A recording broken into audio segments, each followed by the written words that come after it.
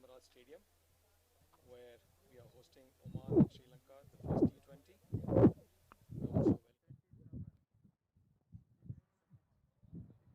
Thank you very much, Mr. Sundaram. It's a momentous occasion for Oman taking on a side like Sri Lanka. It comes at the right time as well, this warm-up game, before the big T20 World Cup around the corner. It'll give them a lot of opportunities to test the bench strength, also get the key players back in form. Absolutely, this is probably the right time for Oman to be facing a very tough opponent like Sri Lanka. Obviously, an international team coming with lots of experience. So, completely agree with you. Yes, and it's a bright, sunny Muscat. There was a shade of cloud a couple of days ago. 30 degrees Celsius at the moment here. And Muscat is back to where it usually was, isn't it? Bright and sunny. Absolutely. We were here a couple of, just about a month back, and obviously it was a lot more hotter. And the recent cyclone thankfully did not affect this part of Oman. But yeah, those 2-3 days of torrential rainpour obviously had its own impact. But I think it's back to what Oman is known for. Truly warm, hot. Let's now go to the pitch report. A very warm welcome from a very warm Muscat indeed, Oman Cricket Academy, and the story of the surface here we bring to you. Well, after Cyclone Shaheen, you got to say the sun's beating down in its beautiful full glory, and we have a very dry surface indeed. Let me show you some patches, especially in this area, where the spinners would be pitching the ball more, like we've seen in the previous games here as well. And the track will play true for the full 40 overs. That is, the game goes full length then.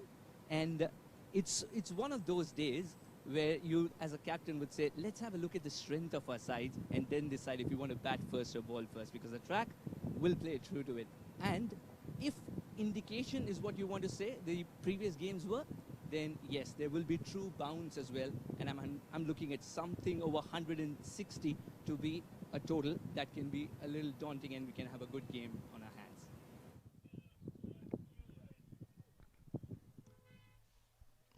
That's a very interesting observation.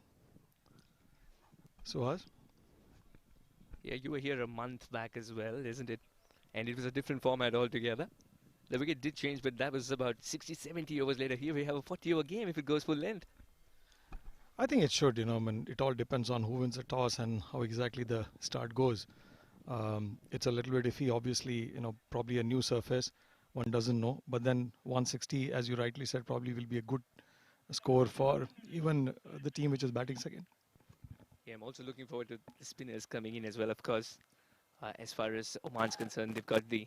Now, in this wicket, you could sense that there is grass, but there's nothing to be worried about for the batsman because it's mostly innocuous. I think the matches that we saw about a month back, again, it did help the spinners. Initially, probably the medium fast bowlers did benefit quite a lot for the first 5-6 overs. But towards the latter part of the game, spinners really played a huge part. So we do hope that the pitch will remain true, and hopefully similar trend will continue.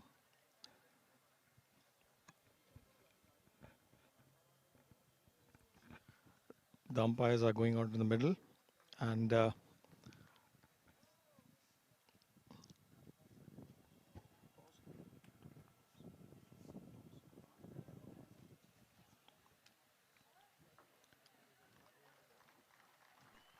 Yes, the flags are not frowning anymore. The wind is picking up.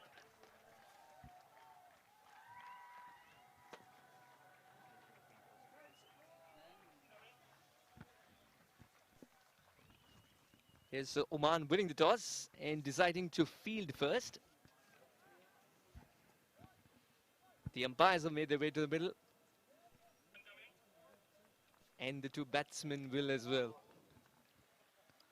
that's a Sri Lankan team led by Dasun Shanaka.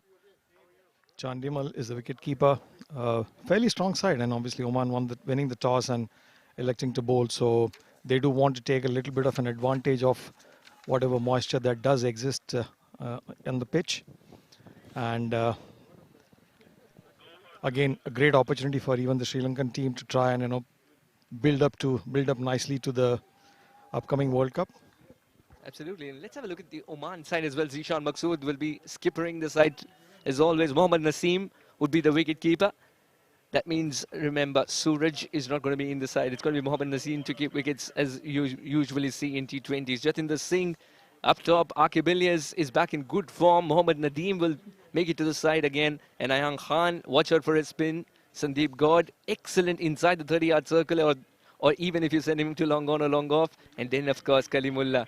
We're all waiting to watch if he gets that extra lift, as he usually does, because this pitch promises something for the fast bowlers initially only. Kashyap Prajapati makes it to the side today, and Fayaz Butt is what the team management has gone for. And they've rested Bilal Khan. Interesting choice, that Bilal Khan resting. I was actually expecting that Bilal will probably get a nod in. So, but then, as you rightly said, Kalimullah still the key man. Try and take advantage of the first few overs. Yes, after a long time, we're going to see Oman open the bowling with Kalimullah. The crowd's coming in. Yes, the sun might be beating down. The sun is going to get a little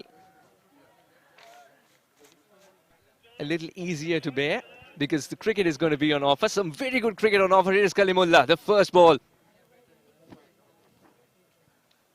Starts off with a wide delivery, more like a warm-up delivery, isn't it? And the umpire is also warming up with this. Yeah, gentle, just loosener down the leg side. I think the initial nerves probably to, playing an international side. But I'm sure, he'll come back to his elements pretty soon. From whatever we have seen about a month back, he's a really, really good bowler. Right, not every day do you bowl to international sides of test match repute, isn't it? A young Pathum to face. Puts bat to bowl. Backward point has been an excellent position to field for Aqib Ilyas as well. This is a good start, and what really T20 brings in is some amazing fielding. So we have really seen the Oman team grow up over the last couple of years. And the two T20 matches that they are going to play obviously will hold them in very good stead. Absolutely.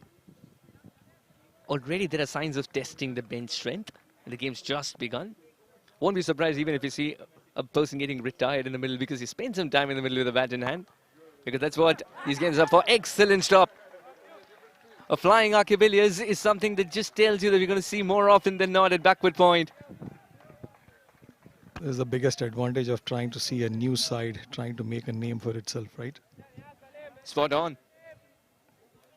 Wonderful fielding, definitely saving probably a single or two. And that's what builds the pressure, It's also equally important that the fielders support the bowlers. And a brilliant save there.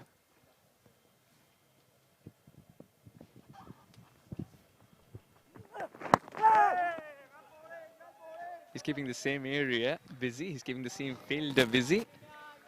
Pathum. Aqib has been quite busy the last 3 deliveries, so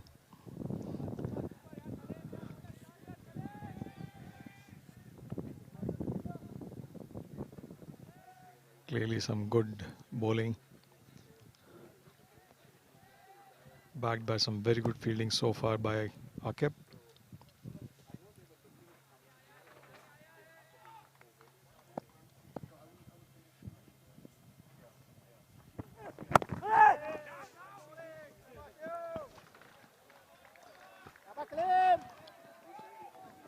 Aqib must be thinking, all the balls that have been played so far has come to him, so it's keeping him busy as well. So I think the pressure continues.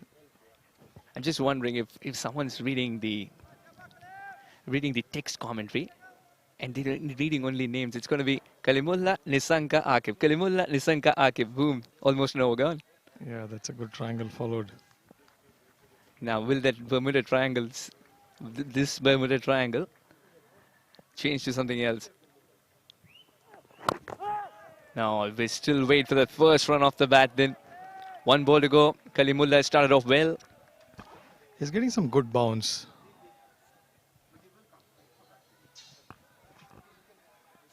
And not allowing Pathum to actually even come on the front foot and try and play a stroke. So it's just keeping him pretty much in check so far. Good over so far. It's important that Kalimullah finishes off nicely.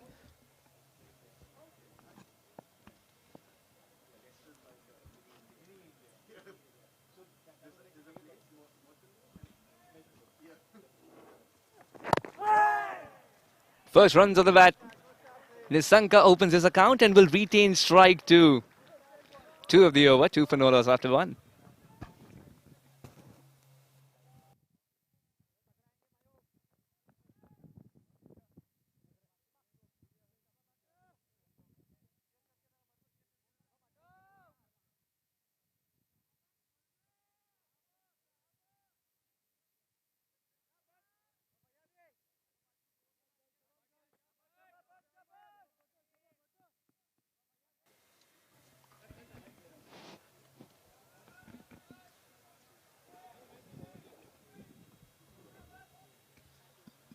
One over gone, 2 for no loss. Chandimal taking guard.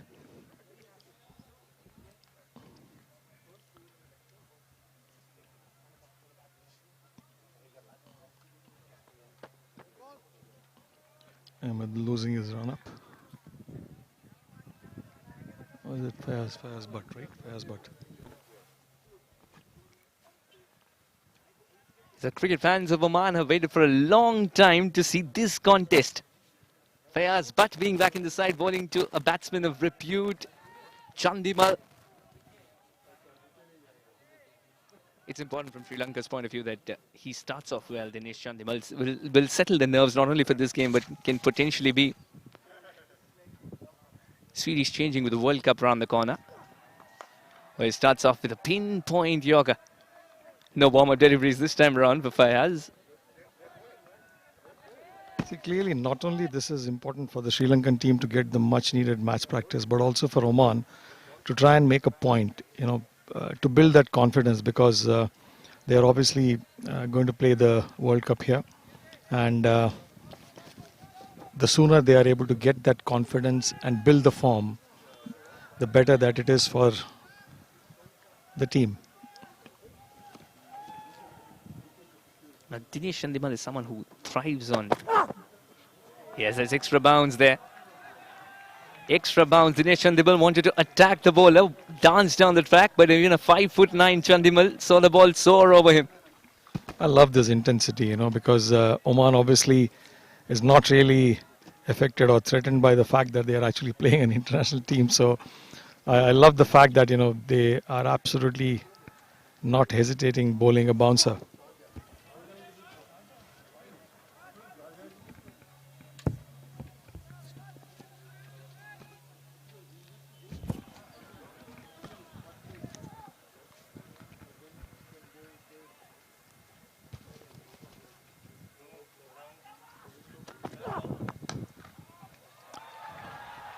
That's beautifully driven.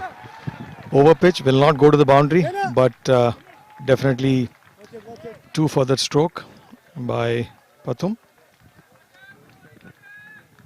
I think I'll stand corrected because Pathum had taken a single of the last ball. So Chandimal is yet to face a delivery.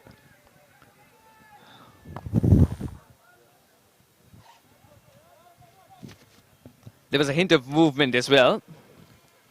Did well with that drive, Nisanka.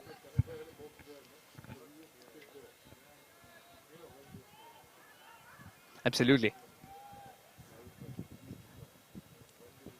Pathum's faced 8 so far, yes.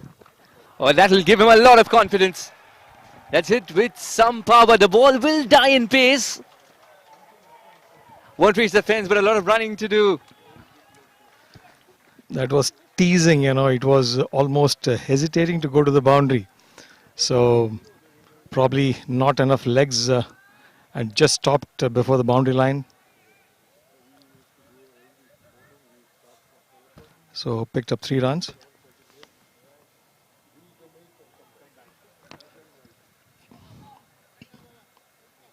Chandimal now facing the first delivery.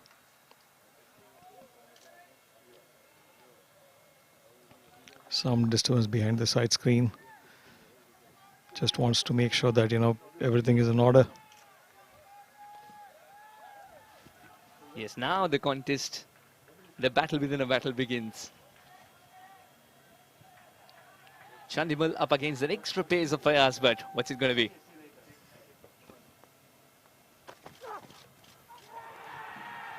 There was a sound and goes the finger.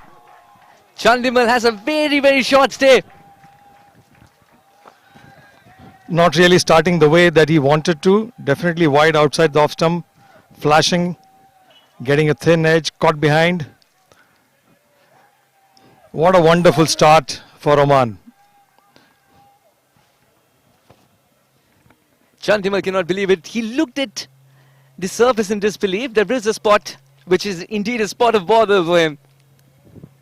He has went without troubling the scorers today. Dinesh Chandimal. Sri Lanka lose their first for 7.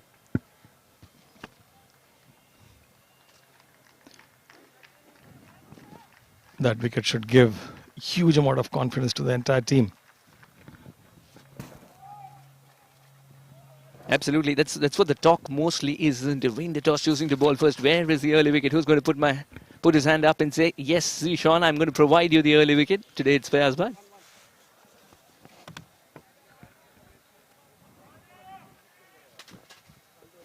The first point goes to Oman. Some terrific bowling. The first over obviously bit a lot of pressure. Hardly any room given, supported by some brilliant fielding. And Chandimal falling for that, trying to cut, getting a faint edge outside the off. Great start for Oman. Absolutely, just get a feeling that Chandimal would be telling himself in the dressing room, could I have spent a little bit more time before offering the bat? Just to see what the surface is doing, if it is doing anything. Or is it just that bowler who was generating that extra pace? Because the purpose of a warm-up game, especially for a top order batsman, should be spend some time so that when the big game's around the corner, you're up and running, ready to go. I think probably it's in the nature, you know, they're trying to put pressure on the bowler. Yes, new pitch, new ground, completely different environment. And I completely agree, you know, he could have probably taken some time to probably settle down. But then probably the shot was on, you know. Yeah, the bowler wins. Fayaz Bhatt was initially absorbed in the appeal and he gets another. This time it's the left-hander Kamindu. Clearly that was a Yorker, beautifully bowled Yorker. Completely took Mendes by surprise. 2 of 2.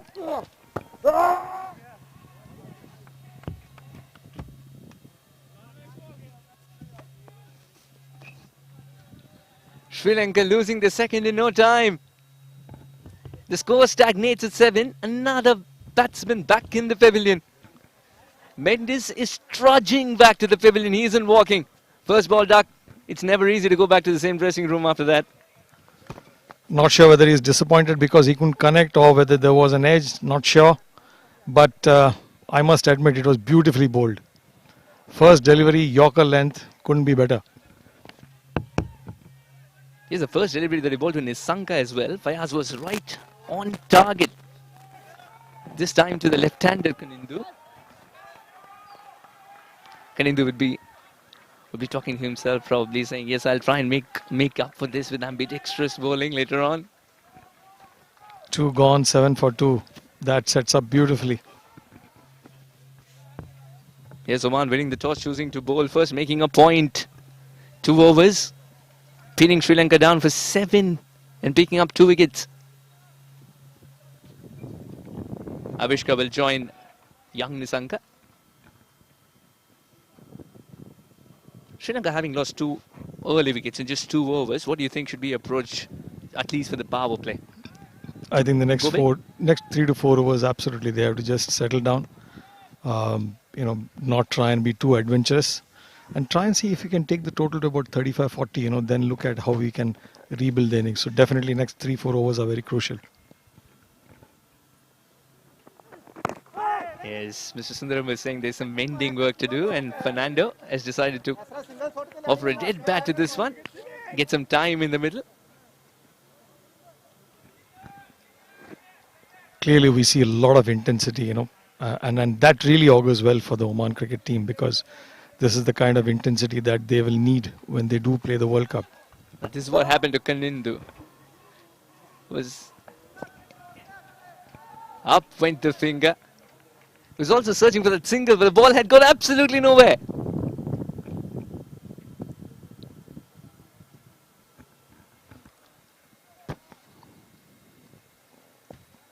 That was a truly vociferous appeal, literally pleading and forcing the umpire. Easy pickings for a batsman who wants to get his innings going.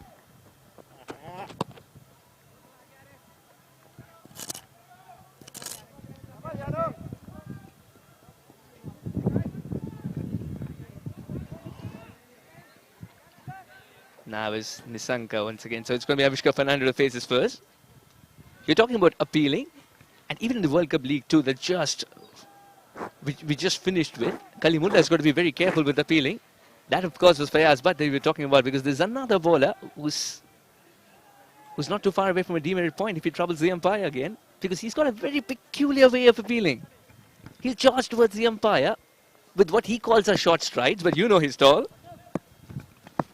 Most bowlers are absolutely sure they got the wicket.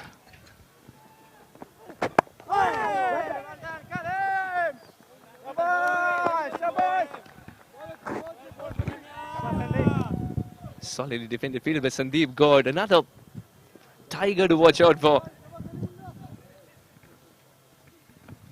It's important that they don't let the intensity go, It's not just enough that they have picked up 2 wickets. They need to build the pressure on, not give away easy singles. And clearly it's important for all the fielders to chip in.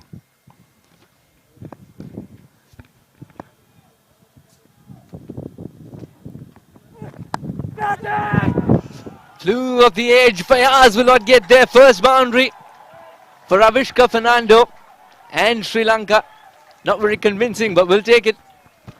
Frankly, it doesn't matter how it comes, but the first slip had to be almost about 12 feet tall. So if he had any choice of, trying to catch it. But yeah, even the third man did find it a bit difficult to come anywhere closer, because obviously it took the edge. And at Kalim's pace, obviously, it had to only go one place. That's a boundary. Kalimulla is wondering, can I also be on slips at the same time I'm bowling? Because Mr. Sundaram has outrightly said, well, you were 4 feet too short for that cover. That's a basic difference between playing basketball and cricket, I guess. Really no chance for the slip fielder, isn't it? But yes, there is some extra bounce on offer that we so often see when Kalimulla is in full form.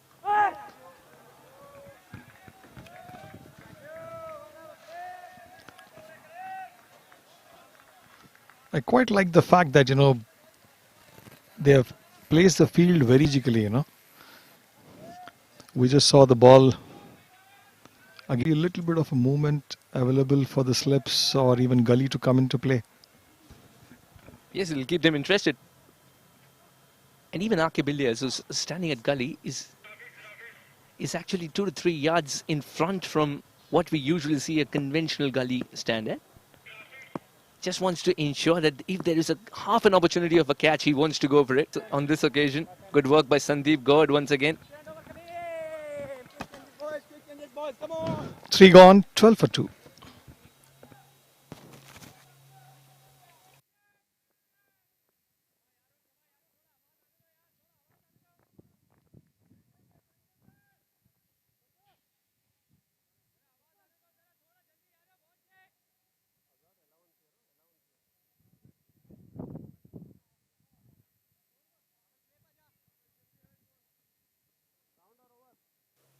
So we'll try it.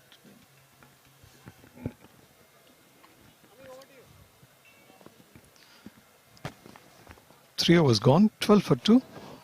Sri Lanka definitely under pressure with the loss of 2 early wickets.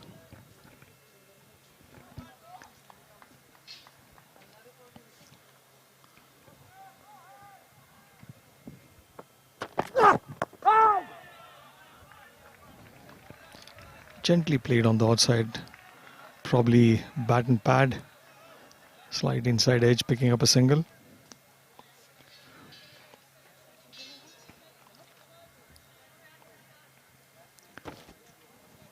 Lots of chirping.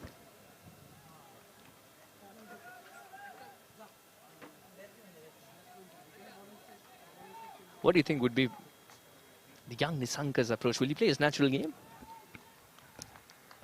In my view, I mean, if the ball is there to be hit, obviously he should. But I think probably both these batsmen need to take a little bit of a cautious approach. As I said, at least for the next 3 to 4 overs. They don't want to lose too many. Yes, lots of real estate to cover on the leg side. 2 was the call and 2 it is. Plenty of open space. That's one area probably where I didn't want to bowl. And that's exactly where he bowled. And most of these subcontinent batsmen, you bowl on the pads, easy pickings. The moment that area was exploited, now we have a fielder in the shape of Khabar Ali. It's interesting because Fayaz Bhatt has decided to forego the slip fielder then.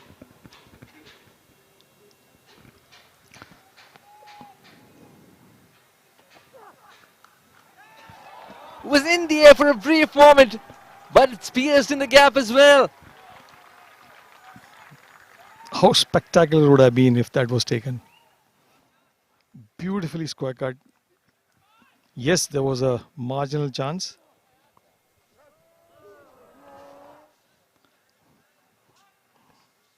That would have been one for the cameras, absolutely. A brilliant shot, nevertheless. Picking up a boundary. The score moving to 19. Taking off the slips and moving to mid-wicket. I hope you're not chasing the ball. That's my only concern. As soon as there was some width on offer, he went for it because there was no slip in place as well. Yeah, Vishka Fernando wanted to go through that audacious drive too. Would have been lovely following up with a drive, that boundary. It gives him that comfort that, probably there's only just the wicket keeper. So even if it takes a thick outside edge, a very good chance of getting a boundary or a couple of runs. So, yes, we have seen some good bounds, but we have not really seen deliveries which are, at the good length or the driving length. Probably that would have, given Oman bowlers a lot more chances.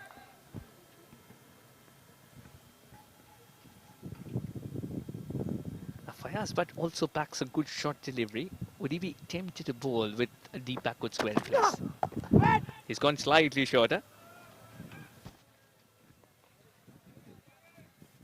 He has placed a fielder in the deep. It may not be a bad idea just to have a surprise bouncer. So, yeah. Good thought. Let's see if the last delivery is a bouncer.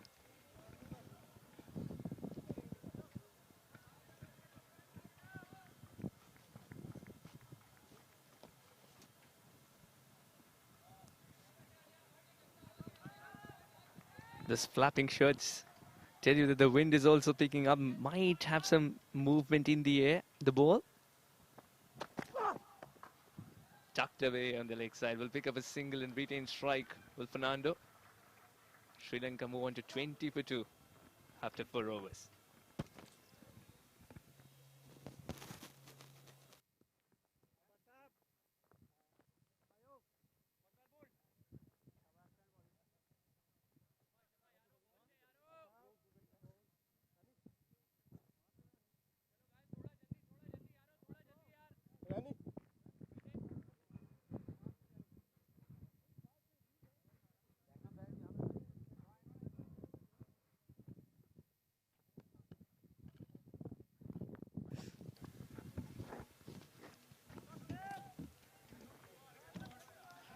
Four gone. Oman scoring, Sri Lanka scoring at around 5 and over, having lost 2 early wickets. Kalimullah continuing. And Oman looking for the 3rd wicket.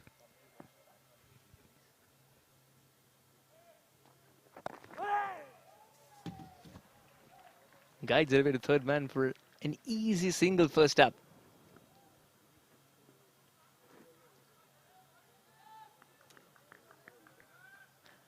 Nissanka has been on the non-strikers end for a while. He's already lost a couple of partners. Gets the strike after some considerable time. He's already seen Fernando go for that boundary as well. He's looking settled. Just allows the young Nissanka to play his natural game even more now.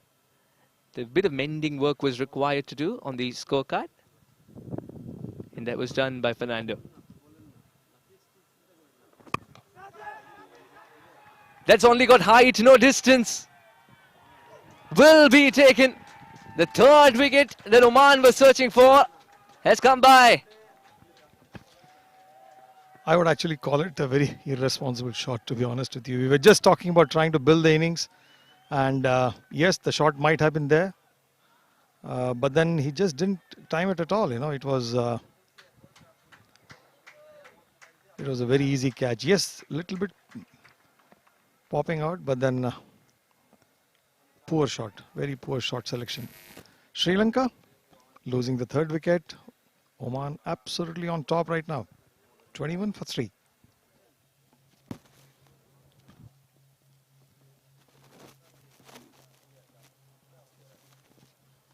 Bhanuka Rajapaksa walks in. He's here because Nissanka is not very proud of himself to have played that shot. We were discussing on commentary as well, but that one delivery that usually the batsman's looking to drive. This time Nissanka did think that was there to be driven, that was slightly full, but wanted to take the aerial route. And the ball did take a lot of aerial route, but no distance. Good catch by Maqsood. Absolutely. And definitely not the right time for Sri Lanka to lose the third wicket. Just puts the pressure back on the new batsman.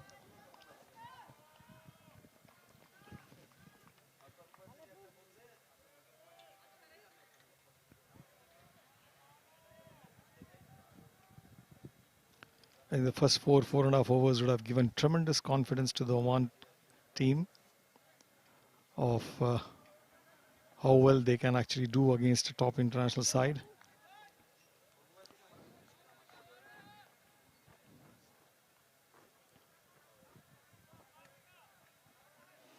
Are we in for some kind of surprise?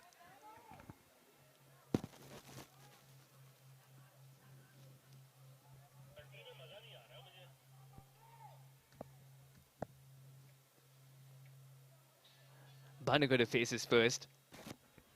Kalimullah not having a slip for the new man. Now he will. The slip became an afterthought, isn't it? Probably they heard you.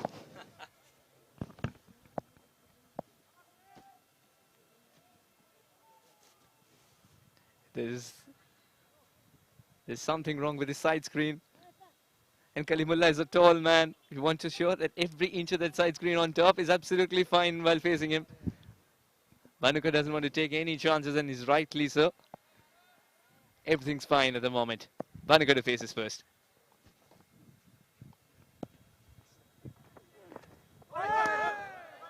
It's a lovely, beautifully bowled, sufficient bounce.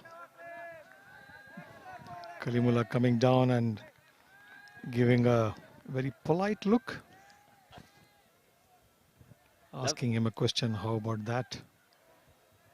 Love your choice of words. You said polite.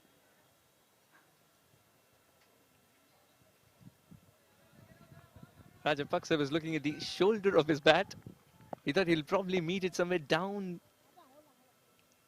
There is some extra bounce on offer, and Kalimullah is troubling the new man. There's still some movement behind the side screen. All okay now.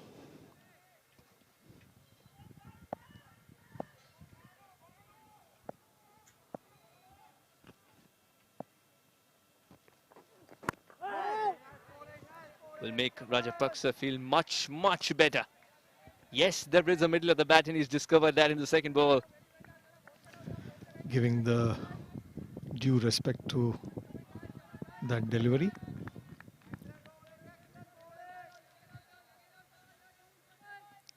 The entire Oman team chirping and egging each other, continuing to maintain the intensity that is so badly needed. It's a 20-over game, and they pretty much have the first 4.5 overs in the bag. Rajapaksa rightly so taking his time. Otherwise, a very, very attacking batsman who's extremely busy. Starts off with 3 dot balls. One of them was troubled. Troubled with the first one, I should say, and the next 2 dot balls was rightly behind the ball. Would feel a much better batsman now. Do you think Rajapaksa will go for it if it's in his slot now that he's played 3 dot balls? In the slot, very difficult to, restrain yourself, I mean, there's after this.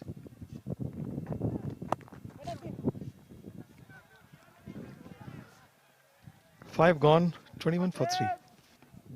Just one run in the beginning of this over. Very tidy from Kalimullah. Change in voice now. We've got Neil joining Mr. Sundaram in the com box.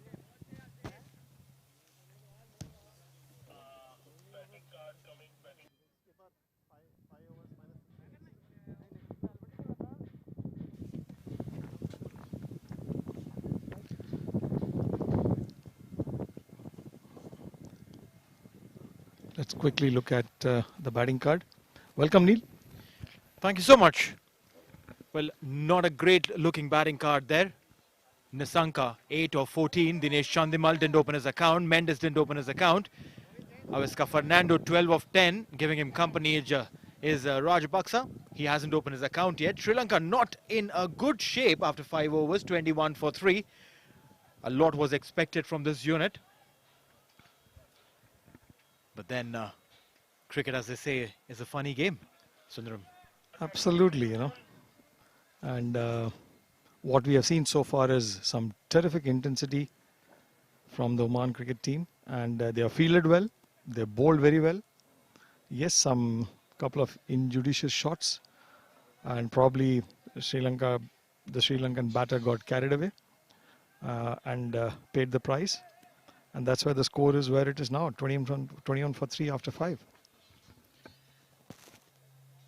Very well explained in a couple of poor shots. Great, fantastic fielding. And good captaincy from Zishan Maqsood, the skipper, who brings himself in. 30 matches, 28 wickets for him. Fine leg, a little too fine there. Get a couple of runs. A bit down the leg side, so a lot more easier for the batter to pick up brace.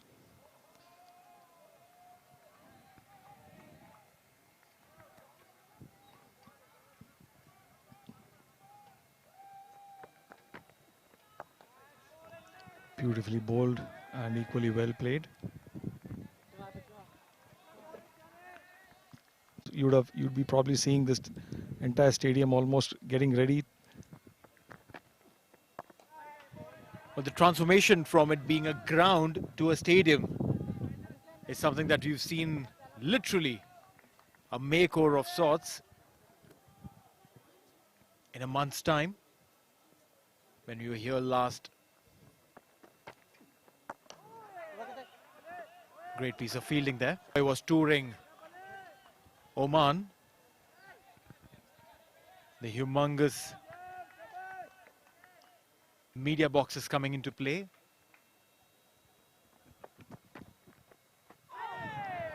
The electronic scorecard. I think it looks beautiful from what we saw about a month back. As you rightly said, the transformation has been absolutely brilliant. Indeed. Meanwhile, Zishan has done really well, given away just 2 runs in his 4 deliveries. That double now this time. They've run the first one hard. And a single to end the over. So Zishan completes his over, gives away just 3 runs. 6 gone, 24 for 3.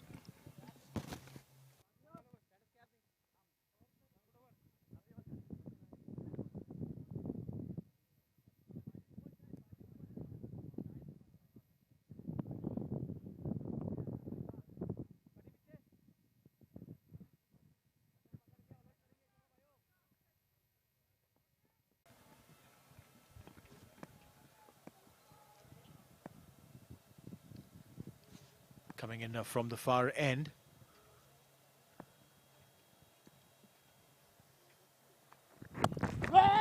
We've seen some good carry off the deck when he bowled just slightly back of the deliveries. Kashyap Pathak there fielding. A little fumble. The batters took a single, but probably didn't expect that slight misfield. Although in hindsight, probably it was a good decision. Never run a misfield. Well, yes, coming in from the classic school book of cricket. Never run on a misfield. We've seen so many run-outs have taken place when the batters have decided to go on. Meanwhile, Nadeem.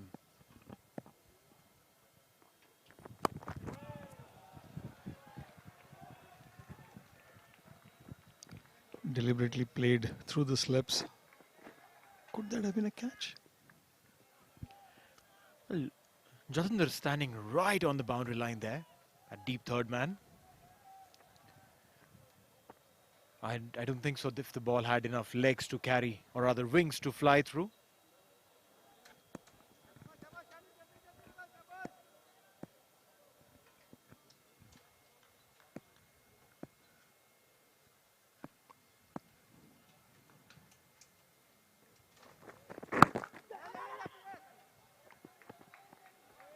Clearly from the far end, both Nadeem and Kalimullah actually getting some good bounce. So that's keeping the batsman on this end completely at check, right? Absolutely, it's not one of those typical subcontinent wickets where literally there's no bounce on offer, where the batsman can come on and plough around the bowlers. It's giving a little extra edge to the bowler. People have come out to watch this game on a sunny afternoon.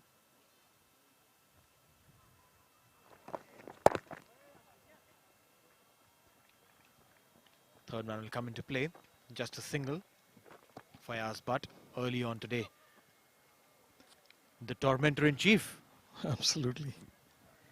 Today being a Thursday, obviously we may not see too much of crowd. Maybe it will start building up towards the second half. But the couple of matches which are coming up tomorrow.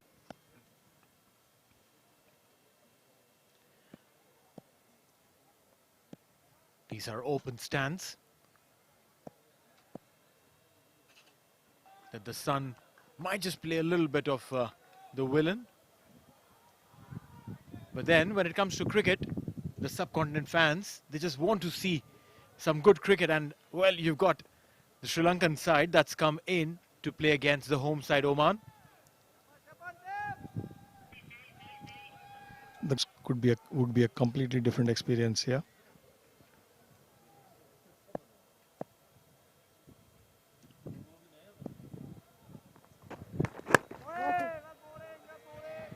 A dot ball, and that will be the end of Nadeem's over. 7 overs gone, it's 27 for 3.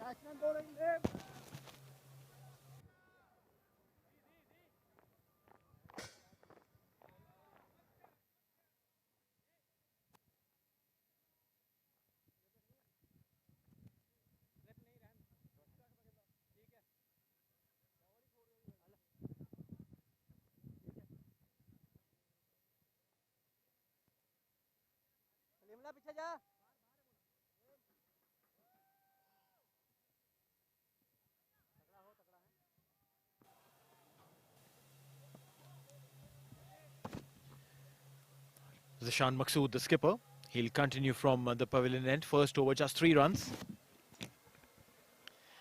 If you are someone who follows ICC on their Instagram handle, there's a very interesting thing that they've put up about Zishan.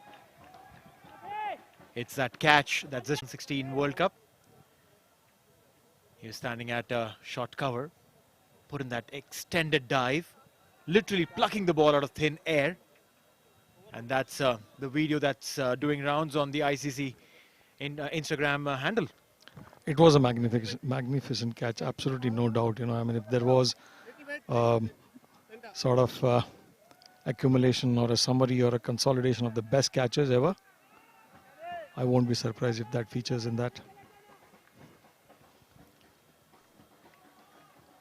Leading the squad, there's Zishan. Stalwart. Just a question for you, Neil. Mhm. The match between Sri Lanka and Oman. How exactly or at what stage you think that the team feels it's ready to make that shift between um, a truly international team and a yes good team, a good team to an international team? At what stage you think the team starts feeling that? Opening the face of the bat. We'll get a couple. They're trying to get many runs behind the square. I'll come to your question. That's a very smart move. They know that every time they're playing in front of the square, there are fielders that are set in for those deliveries. They're not getting runs. They're trying to play some smart cricket there. And that's why you see a short fine leg has been put into place now. But that opens up the mid-wicket region almost completely, an easy couple of runs here.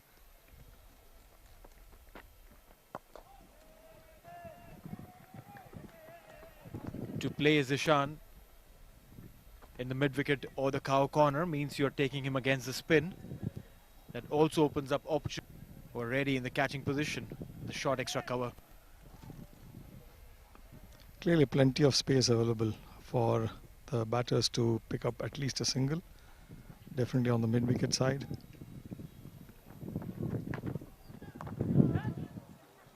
Slashed. And this might just fetch them. No, the ball just stops trickling. Slight misfield by Zishan, which he should have stopped, allowing the batsman. Look at that. Fanfare. Sri Lankan supporters coming in numbers. They're cheering them. Supporting them. 8 overs gone, 35 for 3.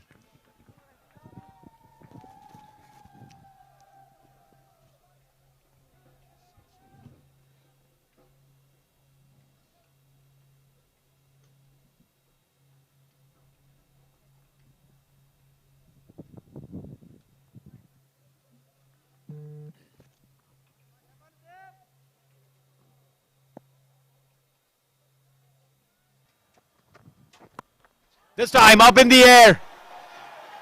Two people coming underneath. Jatinder. And he drops it. He settled in really well, Jatinder. The ball had gone many miles up in the air. I have never been a real fan of this reverse cup.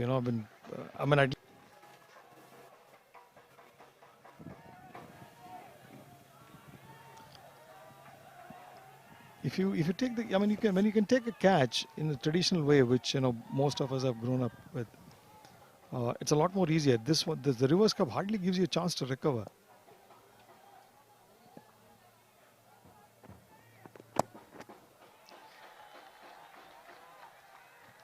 A single there.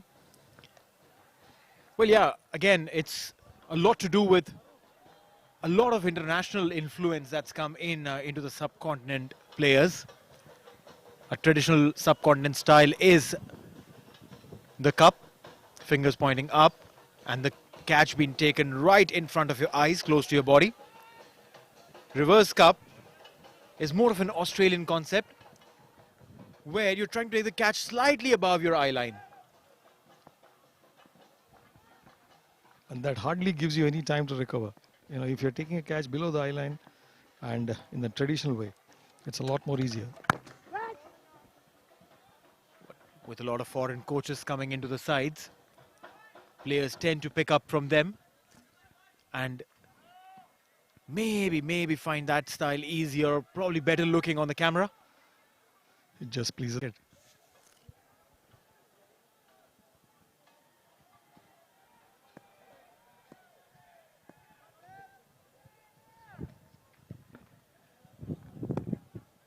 It is indeed hot. Slight breeze blowing. Nadeem coming in.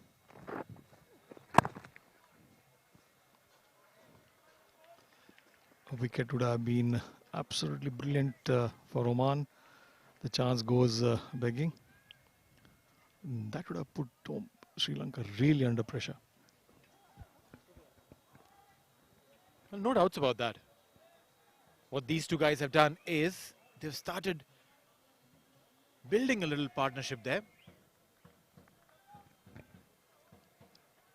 And the problem is if the catch is dropped by one of the premium batsmen, it just puts pressure on him when he goes out to bat. And it will always play at the back of his mind.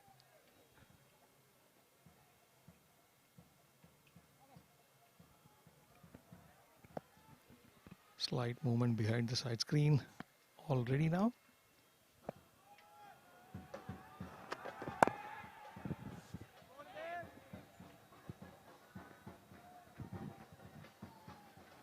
They're bowling well, these blokes.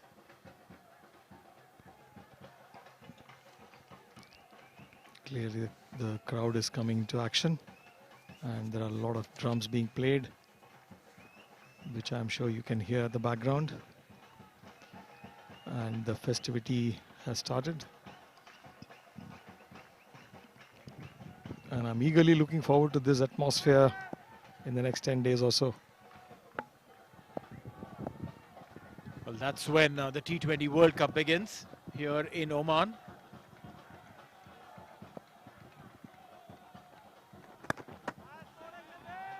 And a dot ball to finish the over. So that is the second over gone for Nadeem. He's given away just 7 and 9 overs gone for Sri Lanka, 39 for 3.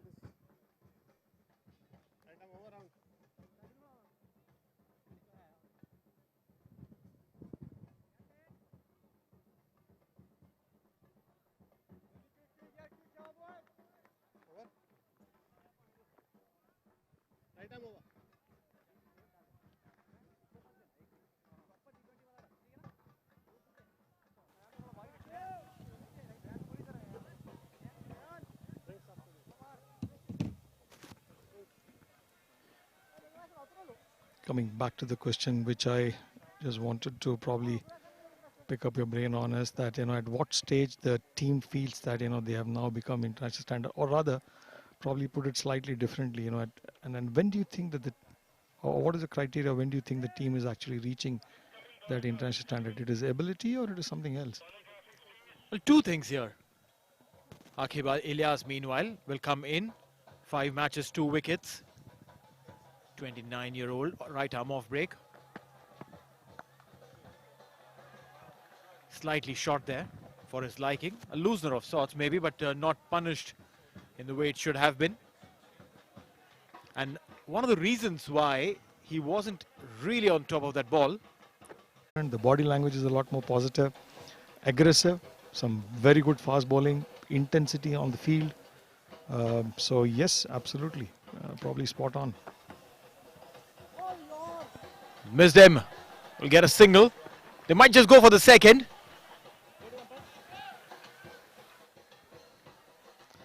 That's an easy 2, a bye, and the wicketkeeper will probably feel a little bit upset. Naseem, no wicketkeeper wants actually the runs to go in his or her name. Now this time again, more runs coming in. The ball is trickling, teasing, and then reaching the fence. That's a boundary. After a long time, I haven't seen a boundary for a long time. So clearly there was enough vacant space behind the wicketkeeper, and picked up a much-needed boundary. Another thing that differentiates or converts the team from a good team to the top-notch team is consistency. One big flash in the pan, that's not what is required. That constant flame is required again, and that's when the other sides, your competitors, everyone around the globe respects you and watches you as a truly international side. Doing the same thing again and again. But it becomes a challenge, especially in a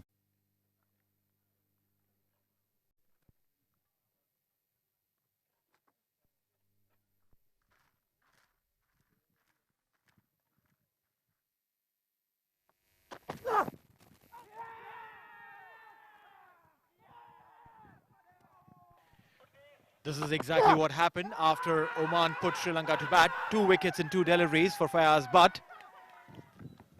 Trashed right up there. And then a few runs, some streaky boundaries. But all in all, with boundaries coming in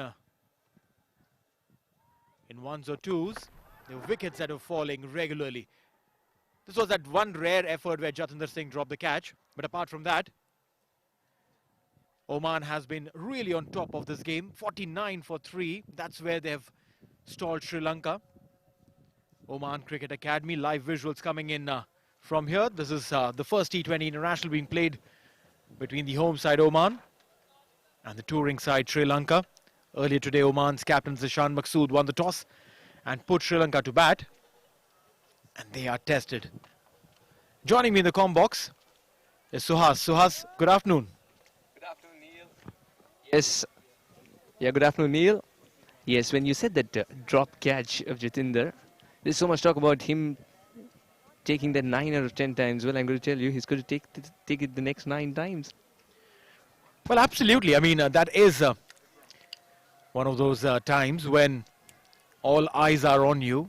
You also know that you've done it time and again. When you're practicing, you've taken those catches literally every time, probably blindfolded. And then this happens. I mean, that's inevitable. That's a part of the game. Yes, and the Puffer band is making this game a musical experience, isn't it, Jatinder Singh? But have shaken a leg, you mean? Oh, I'm so sure he is a character. Yes, he is. Watch out for the thigh five as well. Had he taken that catch, the thigh five would have been out. A brilliant bloke in the side, where he recently scored a massive ton. It came in good time. Kaurali now. He's coming into bowl. A tall, big spinner. How often do you see these big guys turning out into spinners? Yes, height actually helps, doesn't it? Khabar Ali was most recently added to this side just a couple of games before this one and did really, really well. Or maybe 3 or 4 games because he missed out on the first try series when Nepal and USA were there. Was in the air for a brief moment. Just continuing, Neil, then what happened was, once he was given an opportunity, he was in the side, was in slip sometimes, would find him a third man or whatever, but didn't get the ball in hand. It was Aqib Ilyas who got the ball in hand first. Just kind of got a feeling that he was a little litchy, but then when he did get the ball in hand, picked up a 5 over just 15. Well, he's an absolute champion. Saw him play against the Mumbai side, lead the side. Got those games under his belt.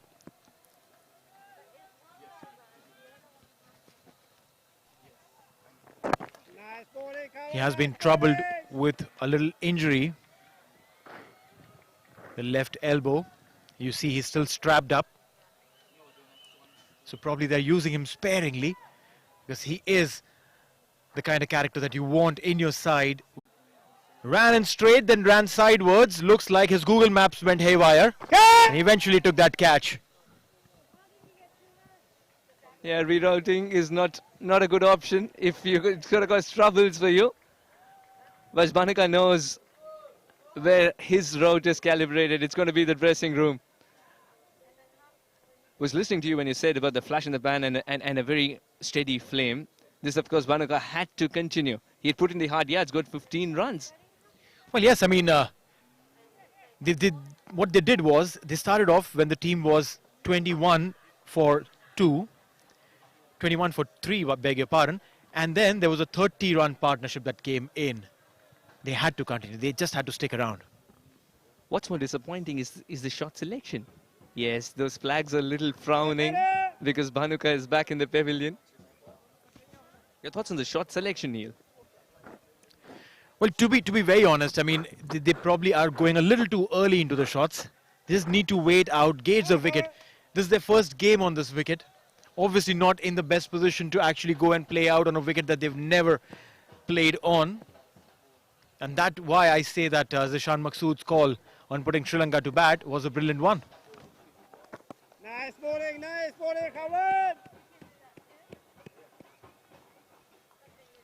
Well, that's a very good logic indeed, isn't it? For a moment, I thought, well, if Sri Lanka would have won the toss, they said we want to bat first because we want to explore what the surface has to offer.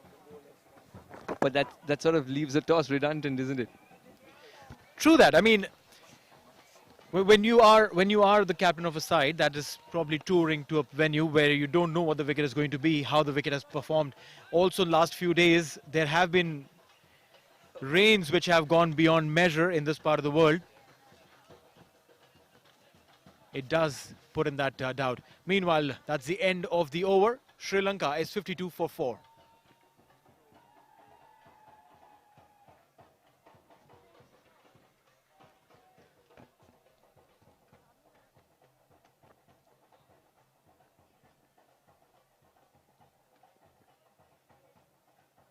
It's football in major part of the world. Meanwhile, this time played upishly and will get in the fence. That's a boundary.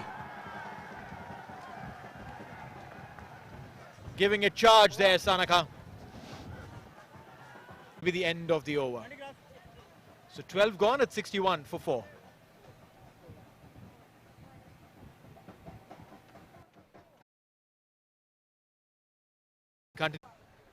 There was Zishan Maqsood waiting at the non-strikers end, begging for a piece of leather.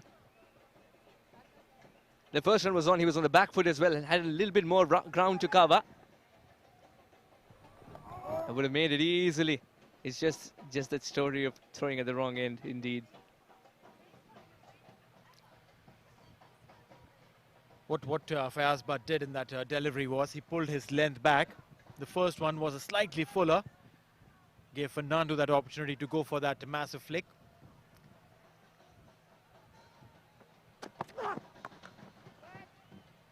A much better delivery. Big fast bowlers tend to require a delivery or two to get back to rhythm after they come back a longish break.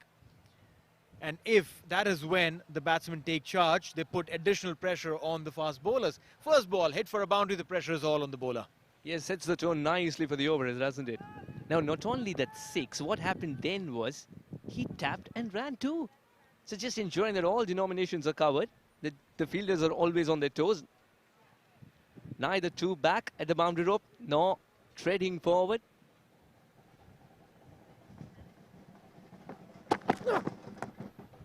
He just had to wait for the ball to arrive, didn't he? He was early with that shot, but he said, well, I'm going to offer that shot anyway. Well, that's right. I mean, he put up his bat as if someone's going to take a picture of his. Pose for the picture, and then, okay, let me play the shot. That's how it went. 6-2-0-1. That's what this over reads. 2 more deliveries to go. The umpire has called it as 1 for the over. So one thing for sure, that Sanaka, who's now on strike, can be relieved and expect maybe a fuller end delivery. When we see that drive come through, that he so often plays. It's a genuine waft. Fayaz Butt before this game was itchy to go. It was itchy to get some game time. Was recuperating for a while. Then was watching his teammates, was warming benches, but wasn't in the side. Today gets game time and makes it count. Your thoughts? Well, in international cricket, you get an opportunity, you ensure that you make it big. Because you miss that opportunity, you'll be just bringing in water bottles for the rest of the team. This was a statement that actually I lifted straight from a young lad, a 19-year-old boy. I'll come to that. Backward square leg in action. A single. And that'll be the end of the over. So 14 overs gone. It's 76 for 4.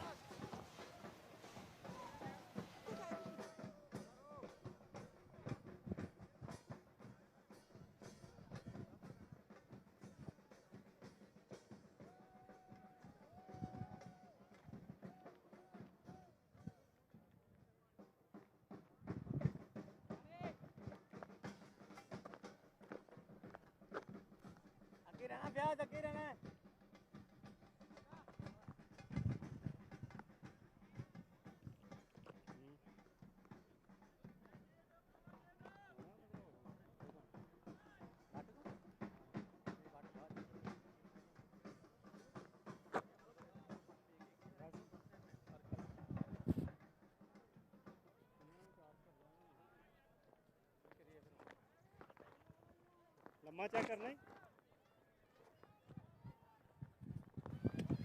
Kavarali will continue 14 overs, 76 for 4. Sri Lanka after being asked to bat by Zishan Maqsood.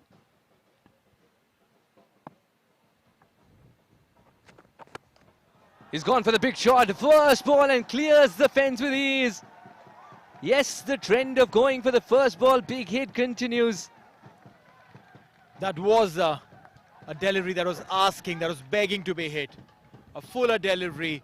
Enough time for the batsman to plan his shot, and that's what he does. Bang! Slotted straight into those stands, which soon will be seated by some decorated members of the viewing community for the T20 World Cup games. All along the carpet. Again, very textbook. Hit the first ball for a boundary. Next ball, take a single, get off strike. Yes, makes it 7 of the first 2, and the bowler does get to bowl to a new batsman now. Doesn't feel much settled. Yes, you were talking about a 19-year-old lad telling you that you've got to be absolutely spot on when you get the opportunity. Grab it with both hands. Otherwise, you're going to be carrying water bottles. Well, yes, this young lad is a left-handed batsman who, okay, stealing a single there, literally, who plays for Rajasthan Royals, opens the batting for them. He represented the Mumbai touring side when they came here to play against Oman. I'm talking about... Can I put my hand up and guess? Go ahead. Look how obedient I am at the moment. The way you unfurled those little cues to get to Yashasvi Jaiswal. That's right. Made me feel like school days again. Well, almost a schoolboy, Yashasvi Jaiswal himself. The highest scoring team member of the Indian national side in the Under-19 World Cup, scored 400 runs in that outing. When he came here to play for Mumbai, he said that I want to score every single time I come out to bat, because the way the Mumbai side is decorated heavily with superstars, I'll end up just carrying water bottles, and I haven't come this far, this long, putting in all those hard yards to carry bottles for my team. I want to play. What a thought. And what great clarity at that age, isn't it? Yeah, I've carried a lot of water bottles indeed. Ask me the thickness, ask me the ingredients, I'll probably be able to tell you back in India. 15 overs gone, 86 for 4. Wow, this is Yashasvi. Amazing. You were on commentary at that time. What an innings. This guy Kashyap Prajapati. Century. Oh, what an innings. Incredible.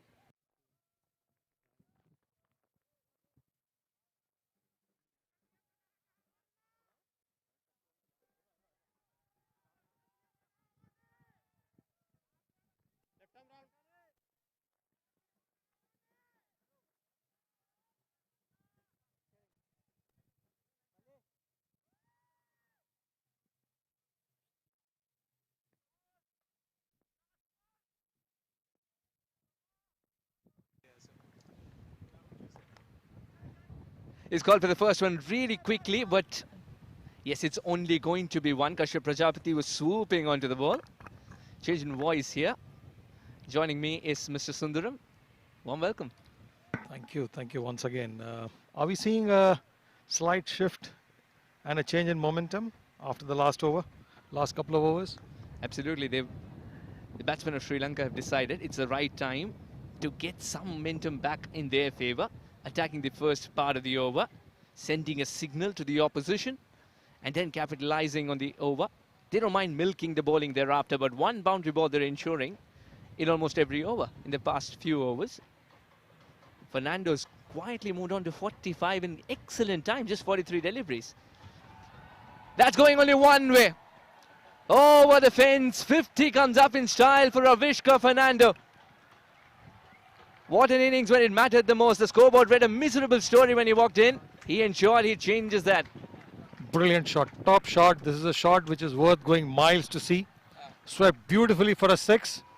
And clearly the momentum slowly but surely shifting Sri Lanka's way. Are we still on for 160? A little bit more, maybe if he hangs around then. More than 160. Yeah, 2 boundaries and 2 magnificent sixes. He's been a joy to watch. And then, of course, warming the coach's cockles with shots like these, stealing ones and twos when it matters the most. That's a beautifully run two. Beautifully run two. Last 3 overs, we have seen that, you know, the batter has gone for a boundary and immediately picked up a single or two. Keeps the pressure on. And always, you know, when you hit a boundary of the first ball, it just makes that much more difficult for the bowler. He's also chosen a very safe area. The keeper was confused if he has to get there. That means another backup had to arrive. Almost walked into that shot, isn't it? Was in the air for a brief moment. And I think the mid-wicket pretty much is on. You know, they are almost liberally giving away a couple of runs on the mid-wicket. Maqsood is a very miserly Maqsood, is what they call him today. He's a little liberal.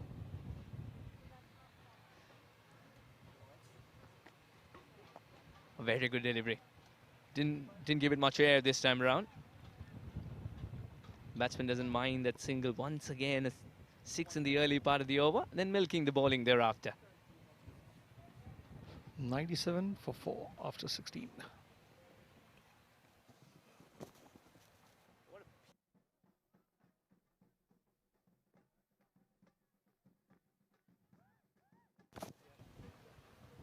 The batting guard coming up for you. Yeah. Young Pathum Nisanka was the first. Now it was Dinesh Chandimal the first to go. First ball duck for him. Pathum Nisanka hung around for a while. Then Inola Avishka Fernando. 54 of 47. He's the one who's held the innings together along with Dasun Chanaka, the skipper. 17 of 12. Banuka Rajapaksha, while he lasted, took a bit of time to get going, but didn't do so, for he fell for 15. That boundary early on, and then a magical shot was flying towards his right. Despite that, it went for 4. This was by far the styliest, if that's a word, the most stylish. A sense of style has also come by as the innings has progressed, isn't it? Some textbook shots and then some stylish strokes. Really held the innings together. Marvelous innings, and Sri Lanka so very badly needed this to take the score to 97. At one time, it was looking a really difficult task for the Sri Lankan team. Mohammad Nadeem is following the batsman on that occasion. He's been so good to be the first change bowler. Even in the 50-over format, would operate in the middle overs, ensure that the wickets is something that he kept chipping. Today it's a different role for him. Neil, our co-commentator, was talking about character and attitude. Right, mindset. Mindset, last 4 overs.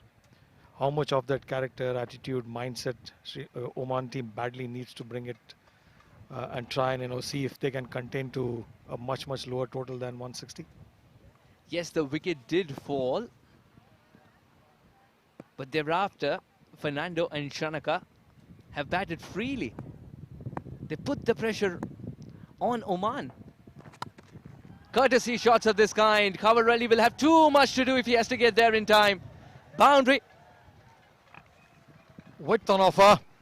Again, beautifully played. And the momentum keeps shifting back to Sri Lanka. This is a lovely shot. It's from the half-centurion Fernando. Moment he saw width, his eyes went agog. The 100 comes up. Avishka Fernando scoring the majority of the runs for Sri Lanka today. Yeah, almost close to about 58-59%, yeah. And we can look forward to some very exciting 4 overs coming up now.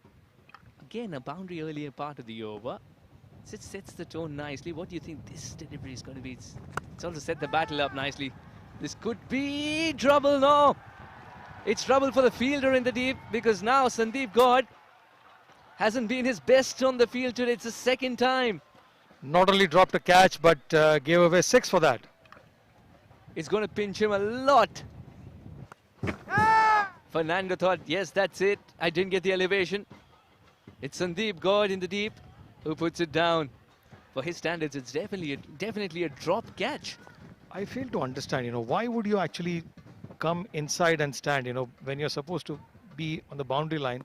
this could have been an easy catch. Or you at least take the start when the bowler is starting. It's too difficult actually to run back and take a catch. Yes, it's difficult to run back and take a catch for sure. The boundary awareness that you're talking about. Sometimes I do feel when the fielder in the deep realizes that there isn't much elevation on offer, then he tends to get a little easy, go a little easy. That complacency can set in. Your thoughts on that? But we are talking about the last 4 overs. The very good chances of the batsman completely going absolute amok. So I think once you're on the boundary line, it's better that you stay somewhere closer. This was an easy catch once again. A couple of dropped catches will definitely bite. How much is the question now? It yielded a single after that 6. Looks like 145 kind of a track for you. I will still trust your judgment of 160. Yeah, another innocuous single, went at it with hard hands. That's when Shanaka has also played an excellent extra pair of hands for Fernando today. Doing exactly what's required, not hanging around, scoring runs at a good pace, 18 of 13, when the batsman at the other end is going for big shots. Yeah, but 10 and over from here on probably will be about 139, 140. So, yeah, I mean, if Oman is able to restrict Sri Lanka to 145, I still think that it will be a good total for them to chase down.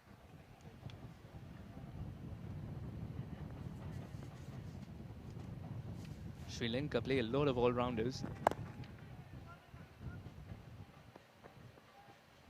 Decided not to throw. The batsman decided not to dive or drag the bat. Single at the end. 17 overs gone. 1-1-0 for 4.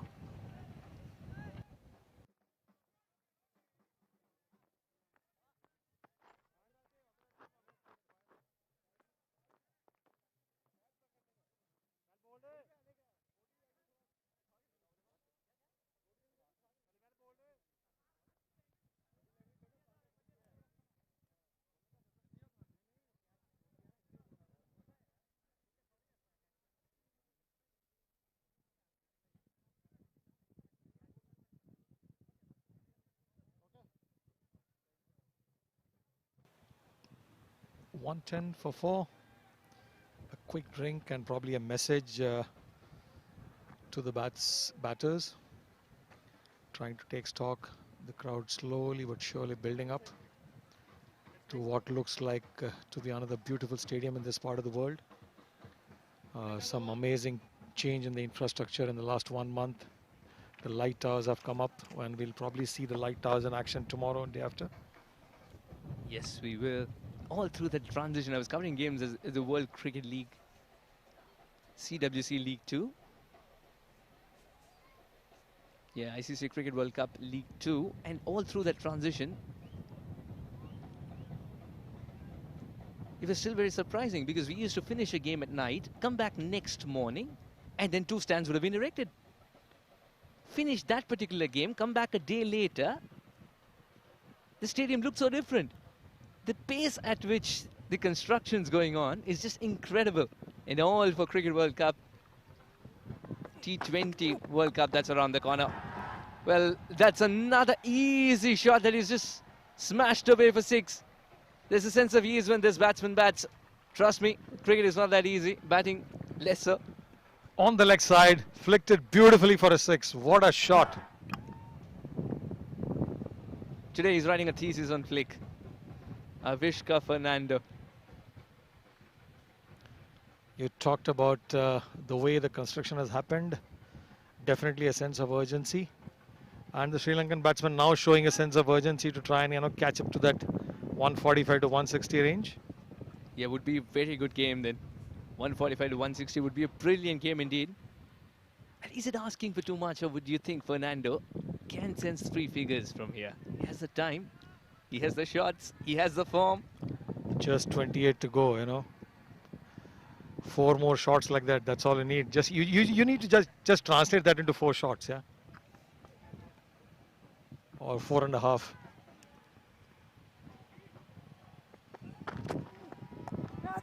Oh, he's been taking the pace off that one. Put down by Kashyap Prajapati. Kalimullah is screaming. Catching hasn't been the best suit for Oman today. First Jatinder, now Kashyap Prajapati. Usually safe hands today, all buttered up. I would like to seriously recommend that please stop reverse cup. It's just not working. Kalimullah was pleading.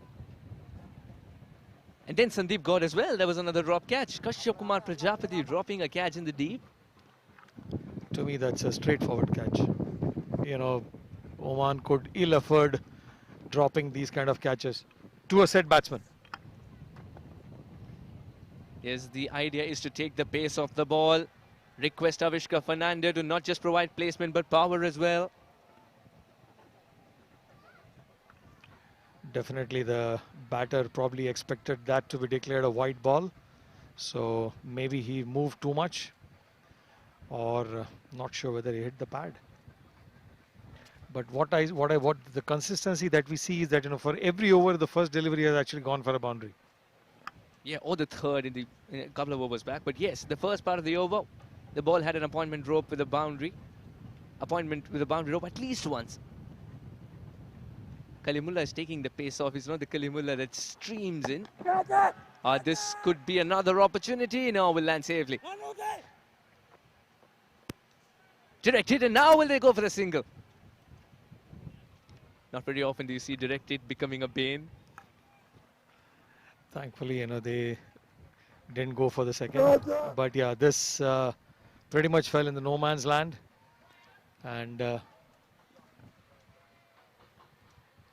Oman fielders definitely would want these direct hits to come to play when it is really needed, you know.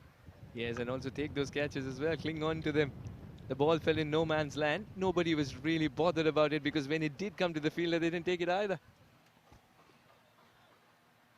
The coach is going to have a very, very tough conversation, I'm sure. Yes, today they will. So Dilip Mendes is never scolding them. Oh, now this is back of the hand. All this Kalimullah was reserving for the T20. Didn't see him bowl this even once in the 50-over format. Game after game was looking to bowl quicker and quicker. Now he's getting into the T20 mode. The first spell was about pace. The second spell was about how slow is it going to be. Just make it a little bit difficult for the batsman to probably reach out or, you know, go for a complete swing. So clearly his pace is actually helping. So yeah, the game is changing. You know, the faster bowlers are bowling slower ones, the slower ones slowing down. And then there was Rajat Bhatia. Absolutely. I was interviewing him, and at least I think a year back, and he was telling me that it's about backing your strengths no matter what you play, and my strength was a slower delivery. I knew I was not going to clock 140. It's one thing to slow down the game as a captain. It's quite another to slow the game down through deliveries like these. In this over, most of the balls were slower deliveries after the first one disappeared for a 6. 18 overs gone. Sri Lanka 120 for 4.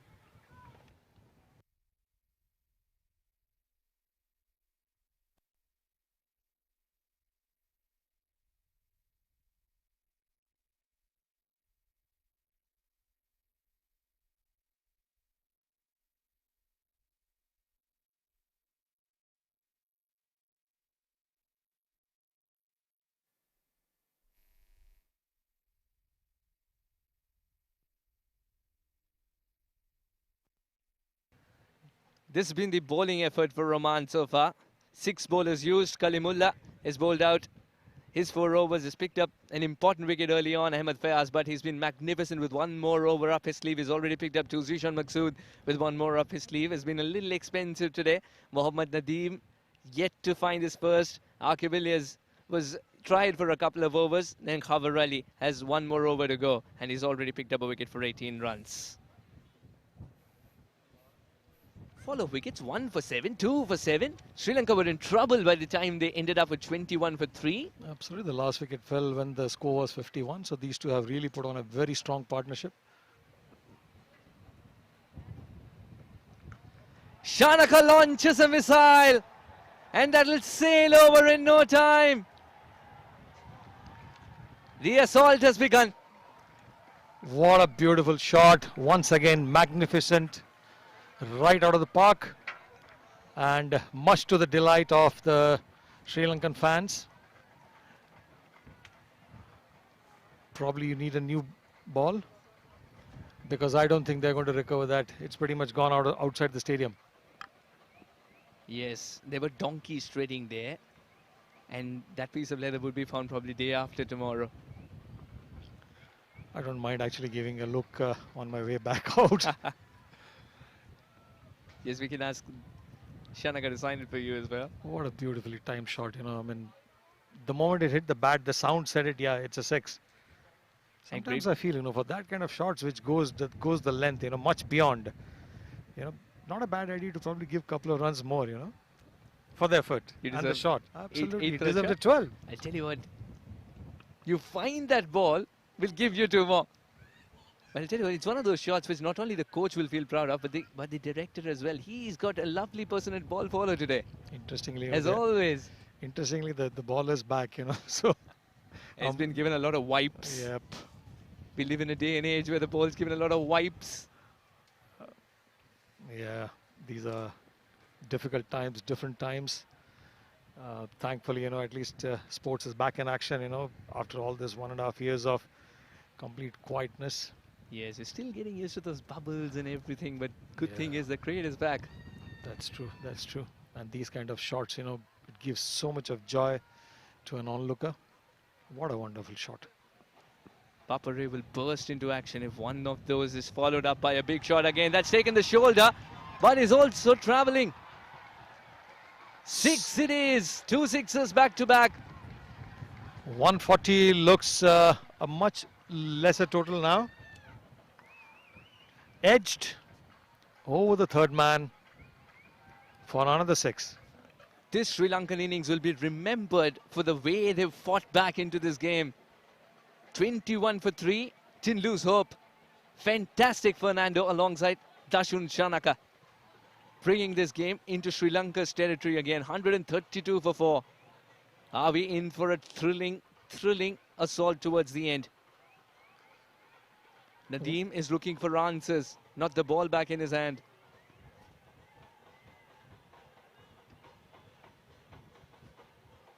Yes, those arms will spread. That's not something that the bowler wants to see when he turns back. Pressure, pressure, pressure. 2 consecutive sixes. The pressure is clearly back on Nadeem. And yes, this is the time for him to show his character. I tell you what, it's been a while since Nadeem has been treated with disdain as well. It's been all comfortable games today. Oman is getting way out of its comfort zone. Yes, they were testing games, the previous ones as well. Today in T20 up against Sri Lanka, pinning them to the mat, and then Sri Lanka bouncing back has been a great script for the game so far.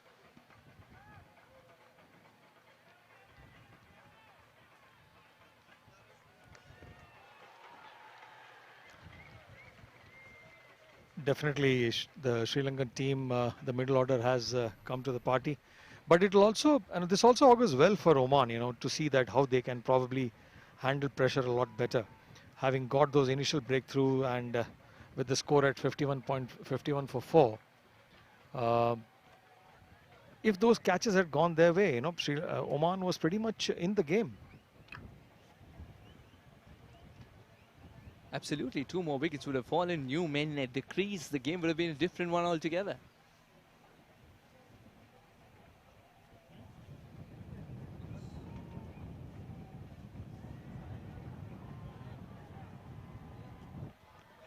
No one backing up, neither the bowler was backing up. Clearly there was an opportunity for a run out, but goes a begging.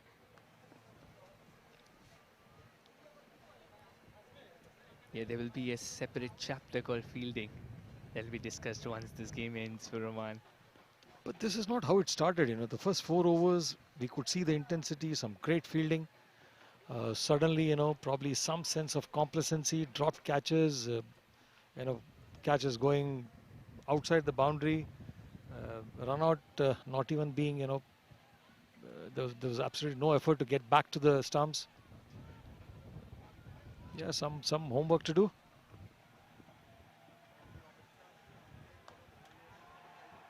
I wanted to access the gap better, hence was going down the track.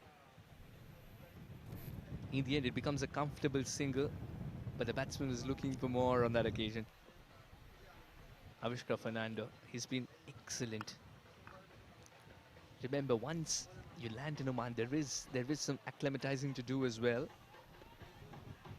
He's played a lot of cricket in a lot of heat, Avishka Fernando, coming from Sri Lanka, but coming here, getting such a good innings under your belt when your team needed it the most, just sets the series up nicely for him.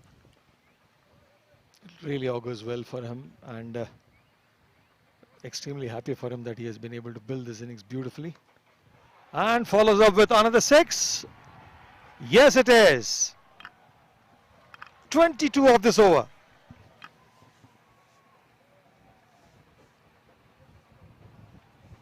The spaces look wider when he pierces the gap like that. No fielder moved. Everyone's playing statue. It had fetch written all over it once it left the bat. Mohammad Nadim's got a lot of thinking to do. He's been taken to the cleaners today. 42 in his 4. 142 for 4 after 19.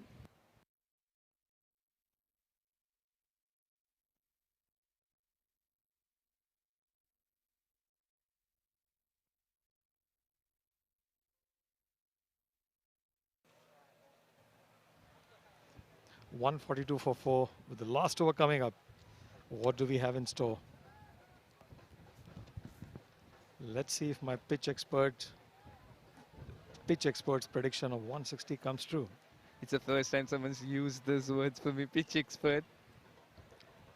I want it to come true, to be honest with you.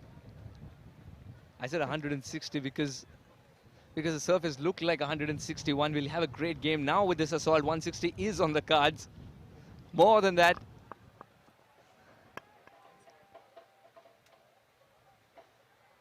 Even the short ball tactics is not working at the moment. Batsmen are comfortably picking up singles and twos, hooking the ball with ease. The run rate has steadily climbed from it was almost around 4 when this after the 5th over mark, and gone up to almost close to 7.5. 2 runs off that delivery. Shanaka, no one realized he actually moved to 35 of 20 whilst this entire carnage from Fernando was continuing, and brilliant support from the other end.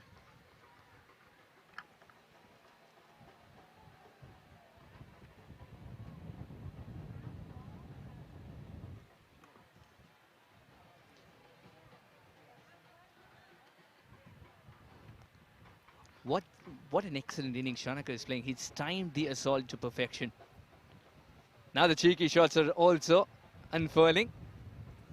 Mohammad Naseem not getting it in the middle of his gloves, allowing that single. Good work by Fayaz to eventually put in the dive to stop runs off his own bowling.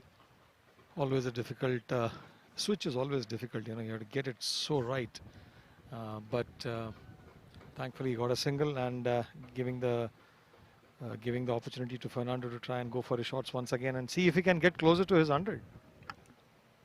Is that on the cards as well? Is that the icing on the cake for Sri Lanka? A very good finish with Fernando lifting his bat, taking his helmet off. 3 sixes is what we are looking for. Didn't have the pace to play with. Fernando will pick up a single. He's kicking himself. Knows there could have been more on offer had he middled it better.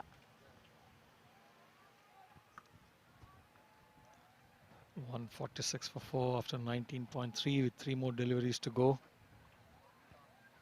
And so far Zishan has kept the batters quiet, just 4 runs. Can he finish it off nicely? And that Fayaz bouncer is already been utilized, the first ball, remember.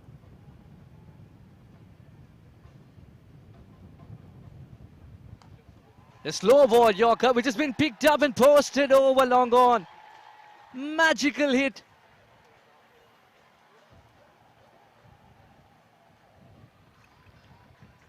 As good as it gets. As good as it gets. 152. Beautifully executed 6. Truly magical shot. Wonderful. There's a sense of irreverence for long on and long off in this game. They could hardly move, they were just ball watching, absolutely no chance. And it's not that it cleared the rope just barely, it pretty much, went way back. Fayaz's answer to the previous shot would be another slower delivery, which has been hit even further. 6 more. Raining. We had a cyclone couple of days back. Now we have the 6th cyclone. Yeah, the Shanaka storm has come to Oman. We're talking about Fernando reaching 3 figures. No, Shanaka is looking for a 50. Around the corner it is. 2 sixes back to back, almost camping on the back foot, setting himself for a slower delivery. 158 for 4. Shanaka 3 away from a very well-made half-century, coming out of the shadows of Fernando initially. Putting in the hard yards, letting Fernando bloom to a better innings and then taking the mantle of playing the big shots. Shanaka has been playing an excellent knock. These two have played so well, complemented each other and playing shots at the right time, rebuild the innings and finishing it off beautifully. Just the last ball coming up. Are we going to see another 6 and a 50? Slight change in field then. Fine leg comes in, becomes short fine leg. Is the flick on then? He's gone with a straight bat and he's gone for a very safe area. Will finish with the boundary, will finish with his hand lifted up, his bat lifted up for a 50. Fantastic finish for Sri Lanka as they reach 162 and are requesting Oman to score 163 if you want to be pronounced winners. This has been one of the best knocks from both the batsmen who finished it off for Sri Lanka. Take a ball, Shanaka. What a shot. What a way to finish the innings. 162. That's the tall order, given the fact that where they were at the end of the 5th over or even after the 10. 21 for 3. You say 162 for 4. At the end of 20 overs, you'll take it with both hands. Shanaka has been excellent towards the end. Fernando has been excellent throughout. This has been a tremendous recovery from Sri Lanka. Clearly showing what they are made of. A brilliant 5th wicket partnership of almost 110 odd runs. And bringing Sri Lanka back into the game. But for those dropped catches, yeah. Absolutely, those drop catches would have taken off a few runs from this. Now, these are the wickets. Fayaz started off well, picked up Chandimal without scoring. Then Mendes soon found out that it's difficult to play that Yorker first up. Catch it was the call, but who was the question, because Kavarelli wasn't tall enough, as Sundaram sir put it. Then some brilliant shots started to unfurl from the bat of the right-hander. 9 out of 10 times that would have been taken. Then came the Jatinder opportunity.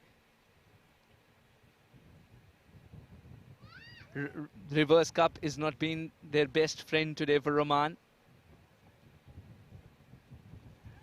Then this was the era where the run making was done in singles and twos, and occasionally the boundaries were hit. Then towards the end was all assault. Kavarelli was brilliant with the ball in hand in the first over. But thereafter it was a different story. Fayaz started to go for runs. Every bowler started to go for runs. And the batsmen were able to time their shots to perfection in the early part of the over and nurgle the singles and twos and milk the bowling thereafter. That's been Sri Lanka's approach with the bat in hand. Nisanka scored 8 of 14. Chandimal first ball duck, and so was Mendes. Followed him immediately. But what an innings by Fernando and Shanaka. 83 of 59, well supported by 51 of 24 by Shanaka. Rajapaksha scored 15 of 21. 162 for 4, just 5 extras of the 20 overs. This has been a brilliant recovery from where Sri Lanka was.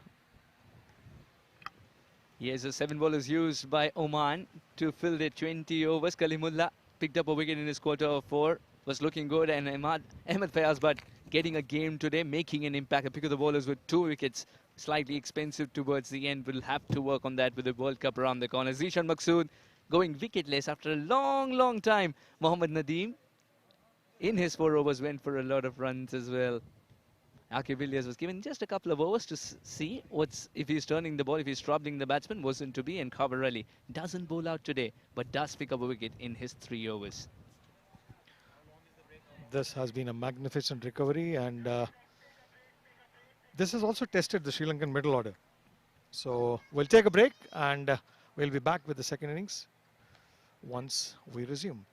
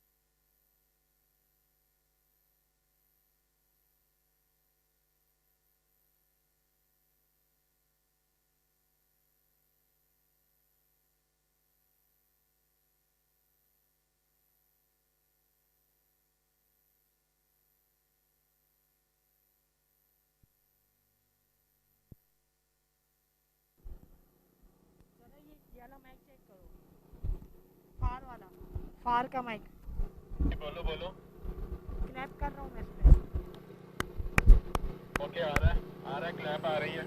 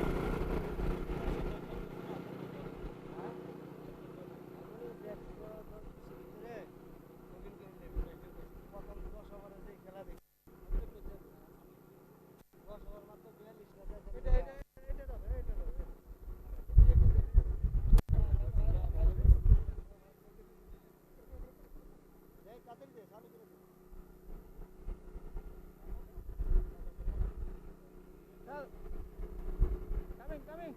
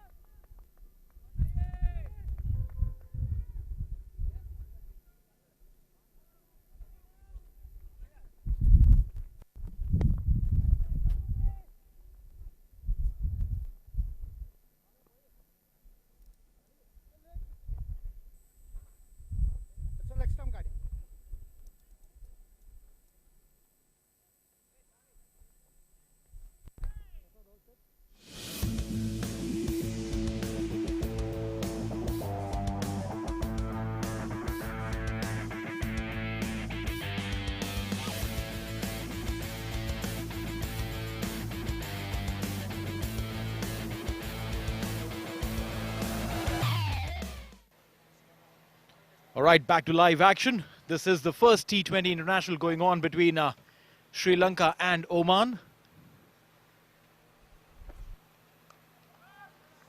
It was the Omani skipper, Zishan Maqsood, who won the toss, elected to field first. And what it looked like when it all started, that he had taken a fantastic call, a brilliant decision, putting pressure on the Sri Lankans.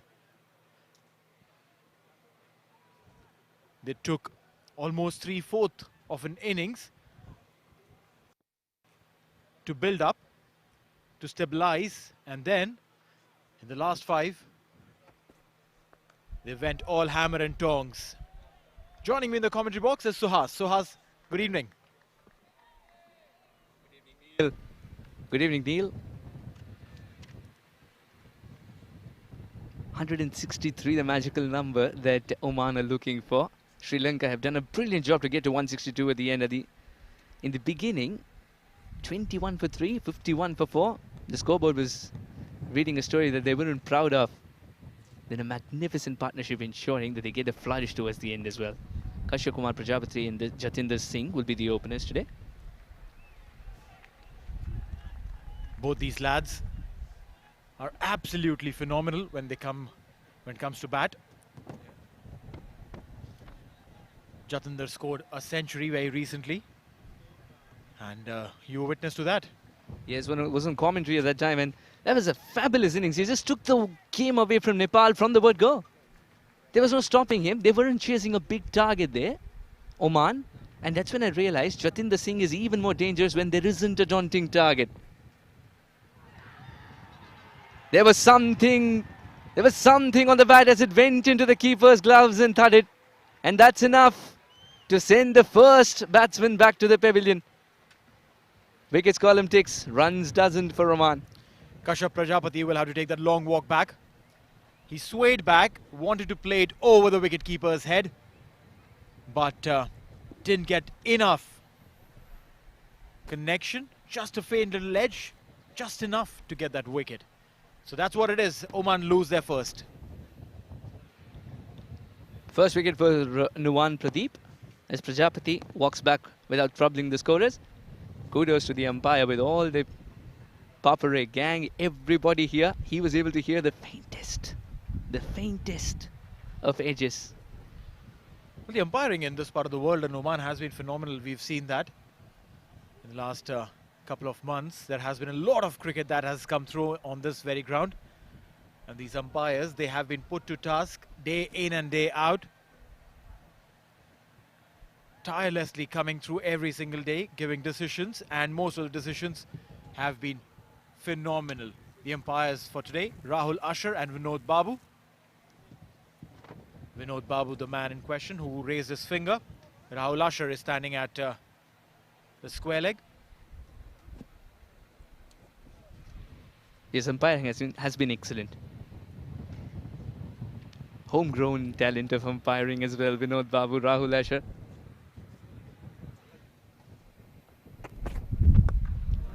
First runs of the bat for Oman. The calls for 2.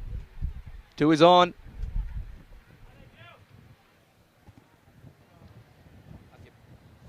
They'll get a couple of runs as Aqib Ilyas, wearing jersey number 47, comes in. Again, a phenomenal cricketer. Flamboyant, not just on the cricket ground, but off the field as well. You're talking about Instagram, aren't you, or TikTok? Well, Instagram, he's like a mini influencer who's almost making up his ways. Mini? He'll question that for sure. Yes, Aqib Ilyas. I'll tell you what, Aqib Ilyas was injured. And the official way of finding that out, at least for me as a commentator, was his TikTok. Well, that's the end of the first over.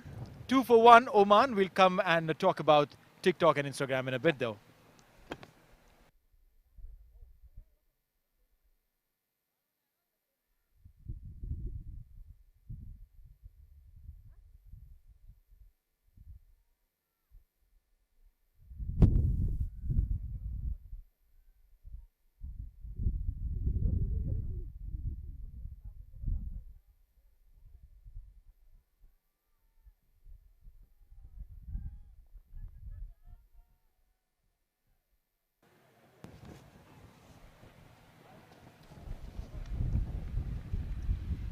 Two for 1.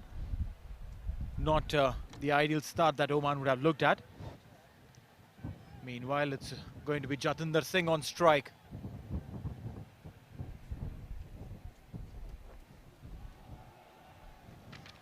All that effort with the line wrong.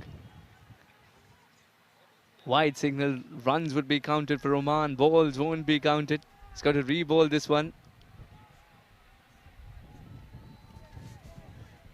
You are in line and you bowl a wide, and as a fast bowler you have to put in all those yards all over again. It's like a restart button hit in somewhere, but then you've already lost that amount of energy in your body. Suddenly the over also feels a little longer. Catch, it was a call, almost pulled off, a beauty. There was a moment of magic for sure.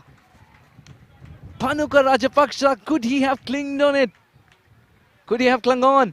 That would have been brilliant indeed. Well, I'm so sure Jatinder would have had his heart in his mouth. The moment he jumped on, got his hands on it. And these catches, they just stick.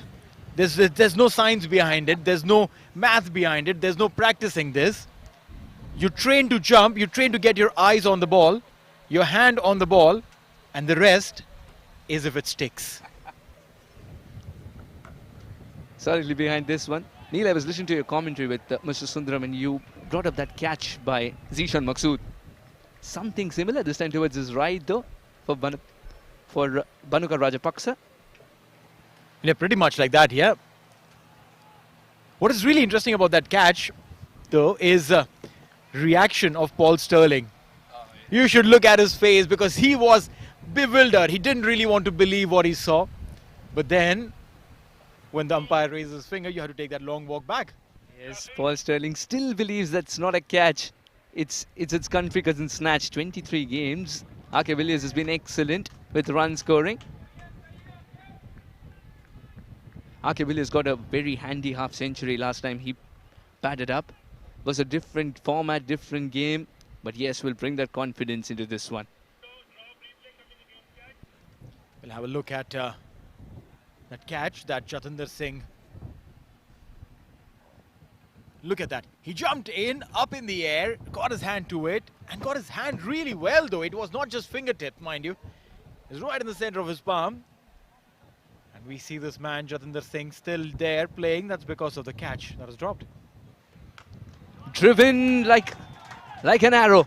Such is his precision of going straight down the ground. 4 collected. I'm glad that the umpire moved out of the way, or else you would have found Rahul Asher and the ball outside the boundary line. That ball was hit ferociously straight. And Jatinder Singh, look at that man. He's not a big guy. He's not like those huge muscular guys, but his timing is immaculate. You look at his stance, it reminds you of baseball. He keeps nice and low. He just keeps himself nice and low, allows himself to drive like that. Rahul Asher being acrobatic, as always. Glorious shot indeed. Now, being nice and low also allows him to play that scoop shot that he so often brings out. It's so often, yet it's out of the blue. It's one of those grey areas. Well, yes, he'll have to change the bat, looks like. Ah, no. That willow that just produced a boundary will have to be taken back. Well, that willow was providing precision, not power. It's always difficult for a batsman to lose a bat that gives you a few runs, and then you bring back another, hoping that that momentum will continue. And some of them are superstitious. Were you superstitious? Neil, did you sleep with your bat alongside? Or did you have any other superstitions, especially while going into bat? Left pad on first, always. Left shoelaces on first, always. And step in the field with the right foot. Wonderful, and that produced a lot of runs, I'm sure. I don't know. It's just stuck in the head. I mean, there have been bad days. There have been days when we've not scored. There have been days when you've got out on ducks. Yeah, I mean that's a part of being a cricketer, isn't it? It's one of those what do you call it, je ne sais quoi in French. Those things that are a bit difficult to put words to, but yes, those things ensure that the world is a better place when you do that. That had no part of willow behind it, only flesh. He's not giving it a rub. He doesn't want to show it to the opposition that he's in pain. This is typical Jatinder at the moment. 2 overs gone, 9 for 1.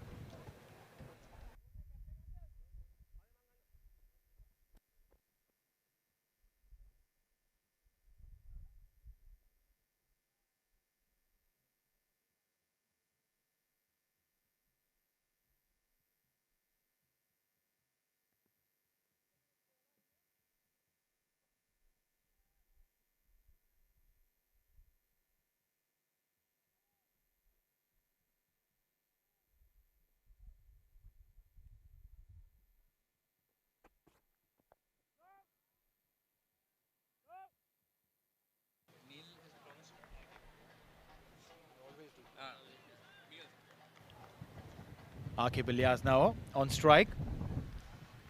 Starts with the dot. These are not the scores that both of these guys relate with, 3 or 5 or 5 or 4. They would have been on double digits by now. Oh yes, you remember that game against, I think it was Hong Kong, Canada. The game that they finished off in a flurry, both of them. Yes, wide ball signaled, but Akib Ilyas just showing glimpses of the V being behind him. Well, for him, literally the V comes anywhere. Between two fielders, standing anywhere, there's a V. And Akib Ilyas can play any part of the ground with equal comfort and ease. Was looking a touch scratchy in the initial games when he came into bat after being drafted into the side after a long hiatus, side strain. But once he got about 20-30 balls under his belt, was able to then play the innings that he would absolutely be proud of. Well, yes, looking forward to what's coming up their way, the T20 World Cup. I'm so sure that they just want to be a well-oiled machinery that goes in to play those big games and then pack the bags and come to UAE. Yes, would want to send a statement in UAE. Oman have worked really, really hard, especially in this format.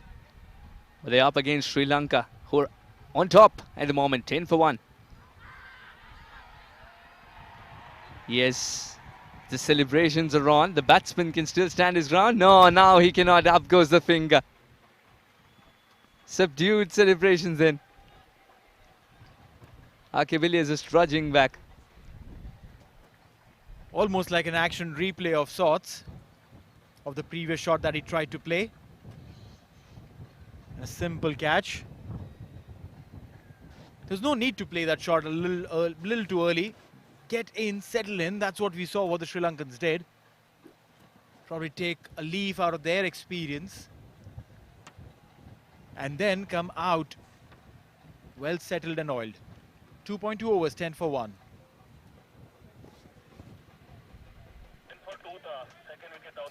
Yeah, 10 for 2 in 2.2. Shot selection. Again, not something that he'd be very proud of. He tried that shot just moments ago. Missed it. The ball was also wide on that occasion.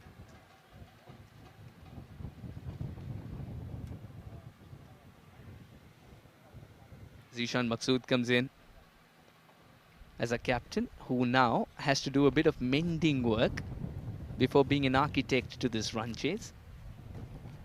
Both these guys extremely experienced. They've done this for their side many a times. Would want to do it all over again. Zishan Maqsood, Jatinder Singh, the left-hand, right-hand combination.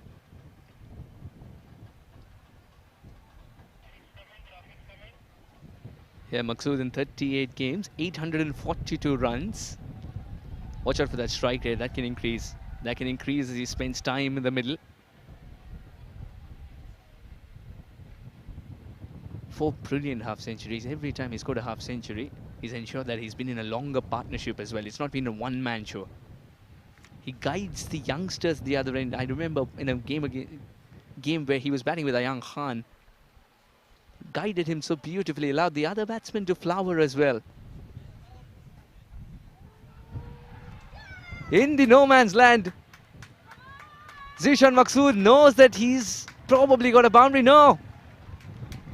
That will have to be watched again. 3 runs picked up so far. Zishan Maqsood was searching for the ball on the leg side. He knew something made contact with Willow. Where it went, nobody knew. Well, yes, absolutely. Probably closed the face of the bat a little too early. And a little streaky, but, well, as long as the runs come, yeah, there you go. Look at that. Closing the face of the bat a little too early. 3 runs. Well done running those 3 in this heat. Very accustomed to. Jatinder Singh ensuring it's a changed guard for Nuwan Pradeep. Pradeep is looking strong. Pradeep's just wondering, I had a gully, I had a point. How did the ball sneak through?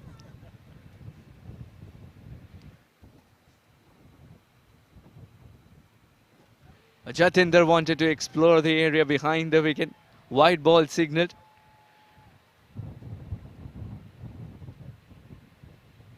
Pradeep's chain dangling on his ear just tells you the amount of power he puts behind the ball for that chain to jump up and hook itself behind the ear.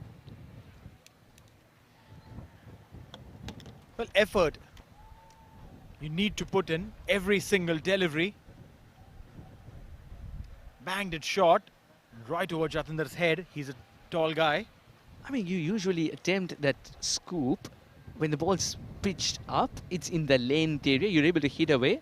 But if you're attempting that when the ball's that short, you've got to have a very good dentist. I'm sure his insurance covers that. Mine doesn't.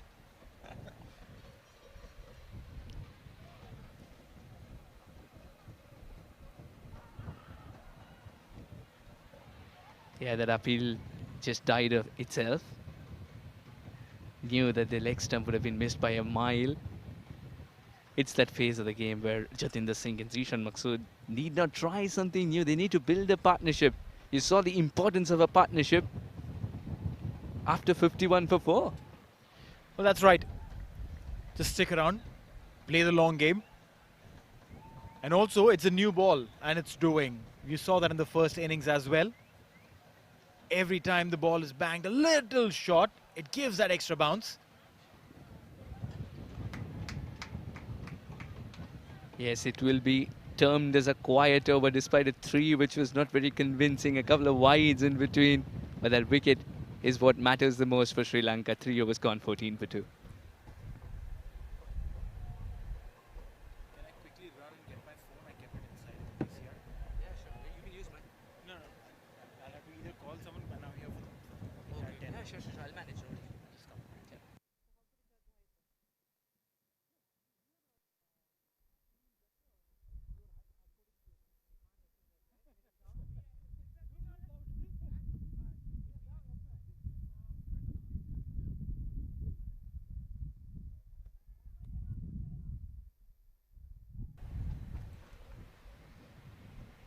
Three was gone, 14 for 2. First T20. We're coming to you live from Al Ibarat Cricket Stadium in Oman. Oman Cricket Academy. It's a beautiful place to play cricket in. And we'll be hosting a part of the T20 World Cup as well. What a beautiful backdrop this. Mountains with all the magnanimity looking at this beautiful game of cricket.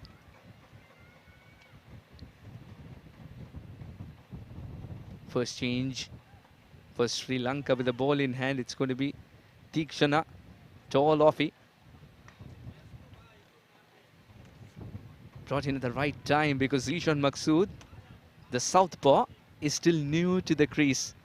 Can he handle the ball turning away? This wasn't even a call, it was just eye movements. When you've played so long together, you don't really need to call, say yes and no and wait. It's just you look into the eye of your partner and they know that, yeah, you want to run. Mahesh Tikshana, 26 matches, 22 wickets for him. An economy of 5.68.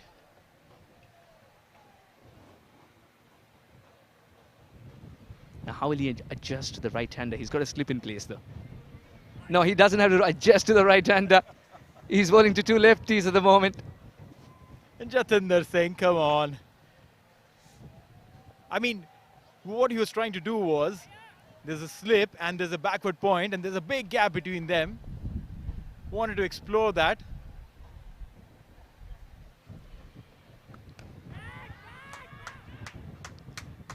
There was a split-second decision that the fielder in the deep had to make. Pathum Nissanka, whether he wanted to go for the catch or hang back and stop the boundary, he chose the latter. And that seems to be the right decision as well, was way forward. Sometimes being defensive is a good ploy.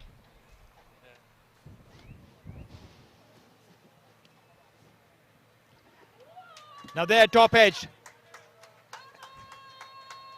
He's getting those edges. Zishan. Couple of runs for him. Yes, Zishan's bat at the moment is shoulder, edge, toe. There's no middle. He's still searching for the middle.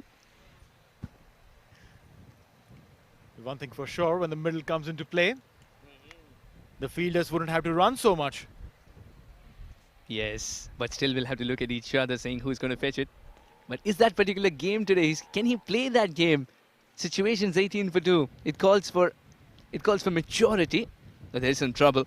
Now this is what you as a coach or any cricket fan doesn't want to see in a warm-up game especially. He's pointing at the hammies. The hammies have done him in. Ouch. Not a pretty sight, I tell you. Not a pretty sight at all. And those muscles, they take a long time to get back to normal. Pradeep walking off. If you're Dasun Shanaka at the moment, are you saying, well, there goes a couple of overs for me? Or are you saying, well, who is it going to be? You're looking at the solution right away? What do you say? Well, I'm sure he's thinking solution.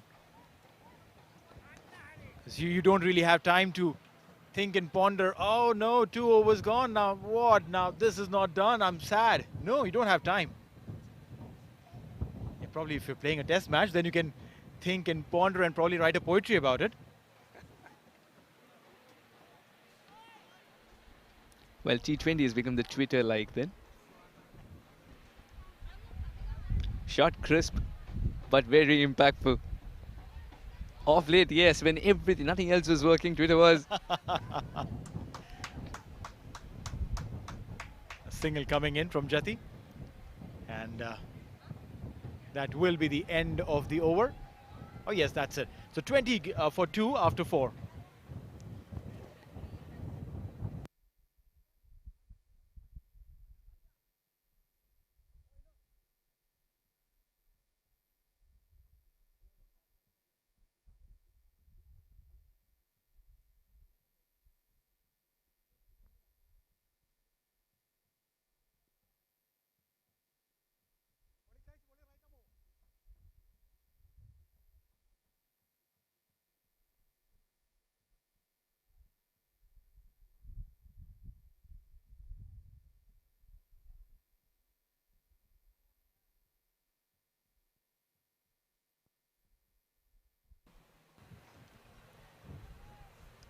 We're coming in live from Al Imarat Cricket Stadium in Oman.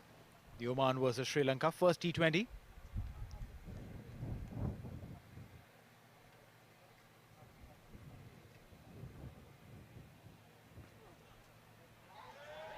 And that's it. That is it. The big man goes. Jatinder Singh will have to take that long walk back. His favorite shot has been the cause of his undoing. He's been trying to play that shot time and again, unsuccessfully. And this time, the shot says enough. I'm not going to be played now. Lahir Kumara has the last laugh. Almost expected Jatinder Singh to move away, offer that shot. Fantastic catch by Chandimal. Jatinder Singh wanted to make use of the 2 overs that were left in the power play. Wasn't to be today. It's not his day. Jatinder Singh walks back for 7. Oman lose their third for 20 on the board. Consolidation is what the scorecard is begging, not flashy shots. Power play might be on, but that doesn't mean that you don't go on to play those regular cricketing shots and get those runs out of it. Now, is this going to be a regular feature? Nadeem walking in at 5, of course. He's got a lot of mending work to be done along with his skipper. The last game as well, he was sent up with a different script, different call of duty. That is to hang around. Today again, he's going to hang around. Usually you see him coming in a little late, scoring those big shots along with Sandeep Gaud. This is what happened. Didn't even get a part of his bat. It was more of glove. He would be dejected for sure. That was an opportunity to make it big. That's another one. Is that umpire's not raising his finger? He's not interested. The celebrations were on. Lahiru thought that he's got his man. The wicketkeeper was almost jumping and dancing. They were coming in for a party. But then the cops came in and said, hey, you know what? It's lockdown time, no party. All this while, what do you say? Nadeem is, who is he? That cut him in half for sure. Lahiru Tirumane he thought he's got an edge on it. Wasn't to be. It's very difficult to listen to those faint edges. Mohammad Nadeem in 16 games, just over 100 runs. Again, those 50s and 100s column. Doesn't usually get to those milestones, of course, let alone 100. Because he bats very, very late. Doesn't have much time in T20s. Nadeem will get the first runs. First run rather, just a single. That brings us Zishan on strike. Zishan Maqsood, the skipper. How often do you think that in the first part of the innings, you've got everything in control, and then all hell breaks loose? And then when you come into bat, thinking that, oh, you know what, I guess we've got this. And then you fall trap for the same mistakes that you induced your opponent to do. Tasting the own medicine. That's in the gap. Zishan says the scoreboard might read a different story if it's in the slot. I will go for it. The ball dies in pace despite the dive. Well, that will be looked at again. Was he in contact when he did dive? The intention was brilliant. Was the execution the same? 2 runs nonetheless. 50% of what he called for. It was a good shot. But the outfield.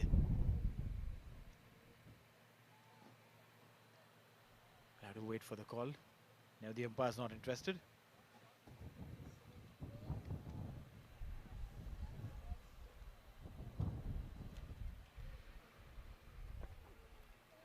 Zishan watches it go. Yes, a couple of minutes ago there was a batsman who would have pounced on it. Zishan watches it go. And rightly so. It's okay to let a ball go instead of losing your wicket. One delivery to come in this over. Has been a good over though. Just 3 runs and a wicket. Want to finish really well, Lahiru. Yes, one of the prime paces hobbling off wasn't a good sign for Sri Lanka. They wanted Lahiri to come good. They gave him Alamarat end to do so, and he's already picked up a wicket. Zishan's not in control. This could be catching practice. Yes, it is. Oman have lost their skipper for a paltry 9. And this doesn't augur well for the scorecard. 4th wicket down for 23. This was the last delivery of the over. All Zishan had to do was just tap it around. Let Lahiru go, but instead he'll have to take that long walk back. Oman in absolute shatters. 4 wickets down. Zishan Maqsood 9 of 7. 23 for 4 after 5.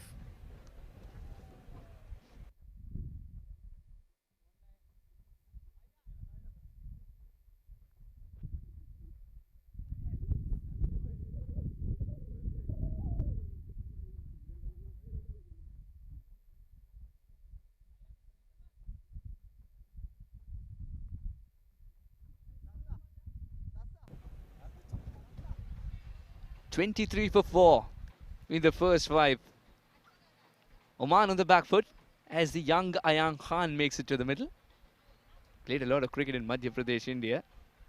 Then came here in Oman and is making a mark for his country. Now Oman.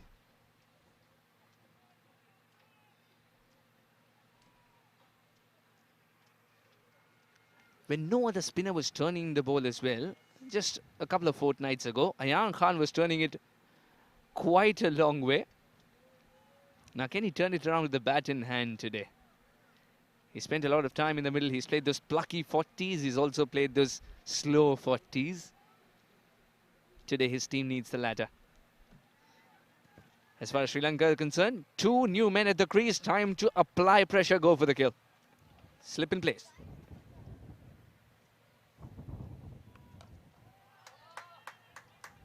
That'll be a quick single. And with that single, there will be a little change here. Yes, a change in voices. I make way for Mr. Sundaram. I'm not sure if Sundaram would appreciate the formality that Suhas puts in every time addressing him as Mr. Sundaram.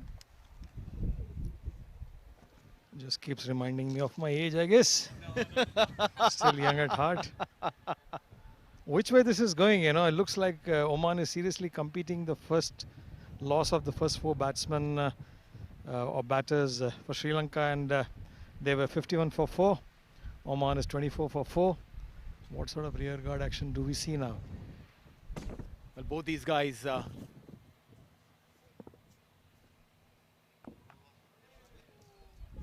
will have to play that sensible knock of not just applying pressure, but also ensuring that they keep the scoreboard ticking.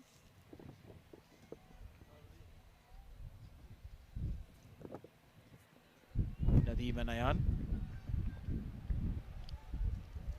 With the premier batters back in the hut, definitely this is a daunting task. Not only Oman needs to preserve wickets, at least for the next 4 to 5 overs, but also make sure that the score is ticking. You know, the run rate is almost close to 10 now, and clearly the pressure back on the Omani batters. Get closer, get closer.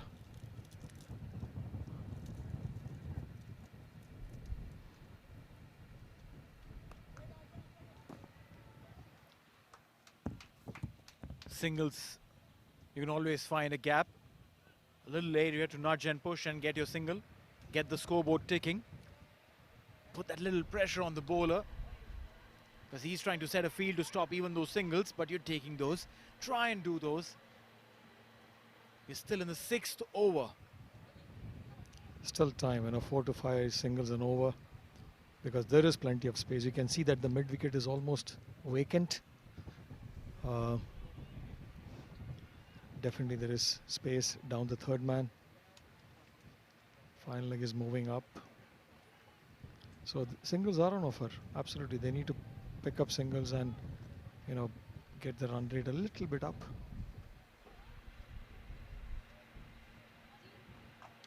Chamika bangs it short.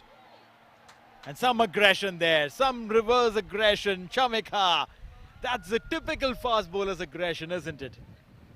No bowler likes the kind of shot that was played. You know, it was cross-batted, and definitely a fast bowler putting in all his effort would definitely appreciate it. So quite a natural and an obvious reaction that we have seen most fast bowlers do over the years. But Nadeem needs to be mindful. You know, he should not be playing these kind of shots.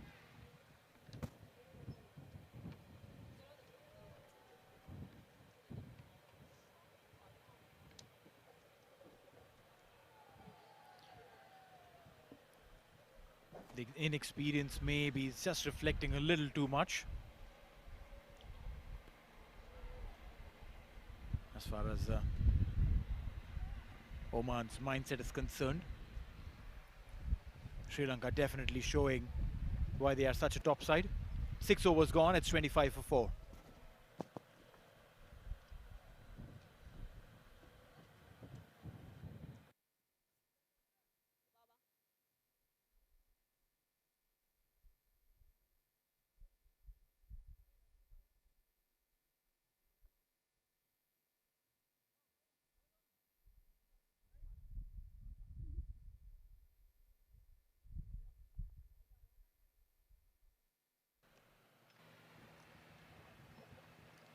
Lovely mountains at the backdrop.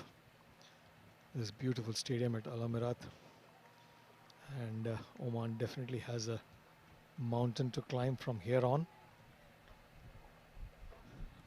Currently scoring at almost 4 and over, requiring close to about 10. Both Nadeem and Ayan need to now put up a partnership. And this is what will really help them, you know, when they take on and start playing the T20 World Cup.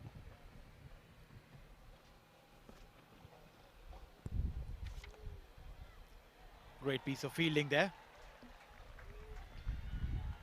Well, yes, whatever mistakes you want to make, commit them here and go back to the drawing board and learn what you've done wrong, correct them and bring your A game back again. They've got a game tomorrow, they've got a game day after, the Omani boys.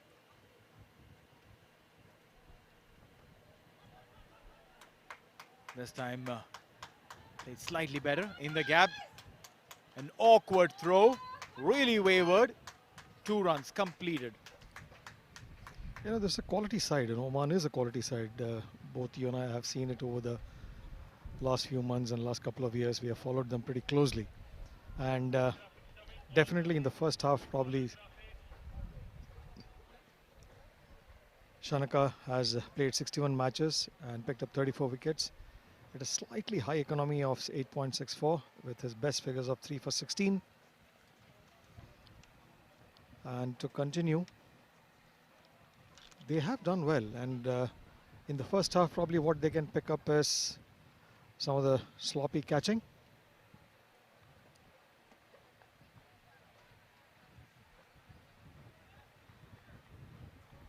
And when it was their turn to bat, Well, what is really interesting is when Sri Lanka was batting, like you mentioned, the catching was poor. And now, when they are batting, they're actually giving away catches.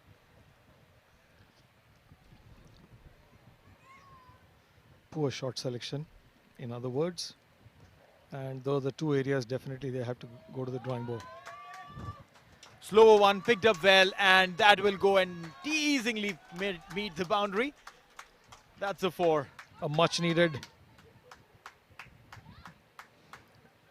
boundary.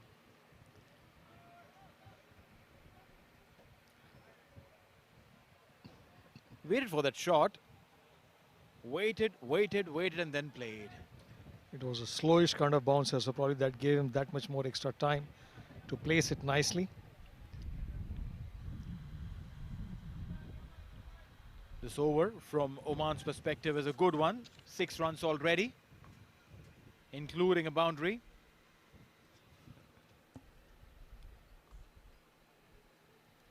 Oman 31 for 4.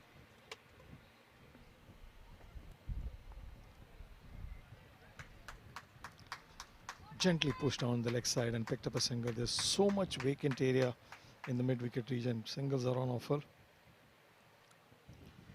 Shanaka. He has led the side as far as batting is concerned really well. Scored a quick fire half century earlier today, 51 of 24, including 5 humongous sixes.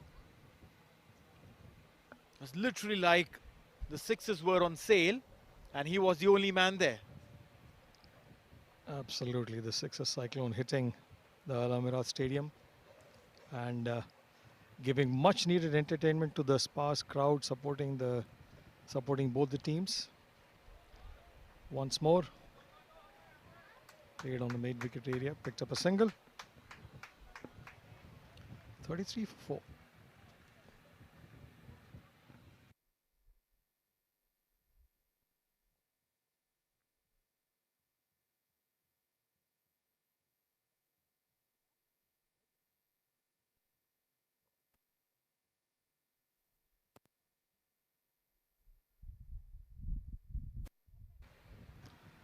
One of the most beautiful country you will find in this region. If to all the viewers who have not been to this part of the world, I would urge you to visit this country. Lovely landscape, some great picturesque mountains. Let's quickly look at the batting scorecard. Prajapati didn't open his account. Jatinder got out for 7 of 10. Akib Ilyas 3 of 7. Zishan 9 of 7. Mohammad Nadeem and Ayan Khan trying to rebuild the innings at 3 and 8 respectively. 33 for 4 after 7. Spinner in action, and we get a single there.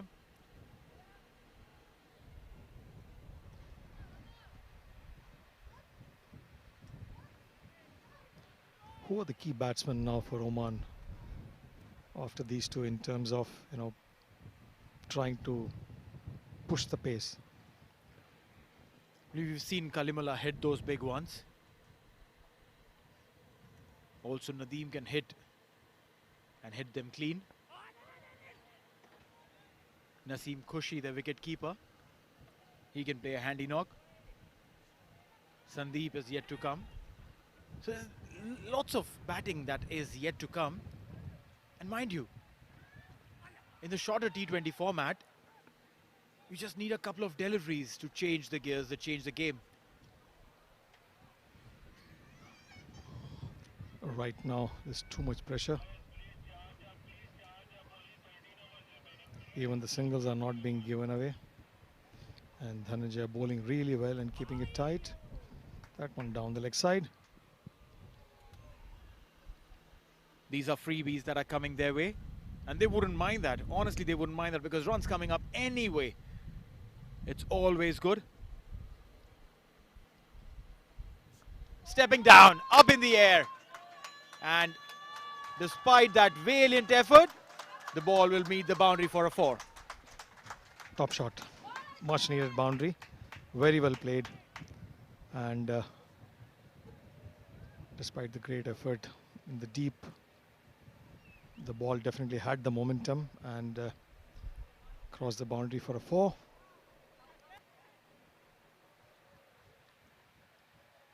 Ayan Khan driving it down the ground. A dot ball there. 5 runs, 6 runs, beg your pardon, from this over so far. And that'll be a dot ball to finish the over. So this one's gone. 8 gone, 39 for 4.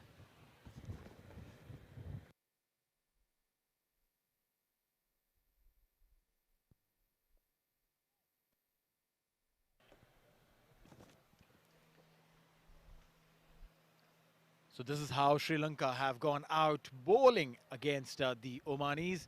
Nuwan Pradeep, 2 overs, 7 and 2 wickets he picked up and has walked out because of a hamstring injury. Lahiru Kumara, 2 overs, 10 runs and 2 wickets. These were the only 2 guys who picked up wickets. Mahesh, 1 over 6. Chamika Karunaratne, 1 over 2. Dasun Shanaka, 1 over 8. Akila Dhananjay, 1 over 6. So what they've done is technically they've used all their bowlers. They've mixed it up, not let the batsmen settle whatsoever. And clearly that ploy has worked because some of the poor shot selection also has contributed to where the team is right now. But the bowlers have got a fairly good feel in terms of how the pitch is behaving. And right now clearly seem to be on a driver's seat.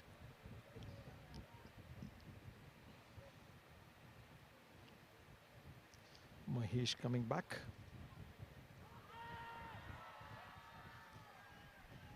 Played off the front foot, slightly high on the knee roll, slightly ambitious shout.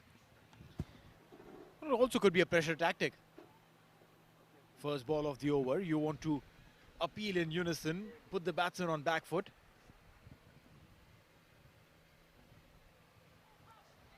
Again, playing off the pads this time will get a single.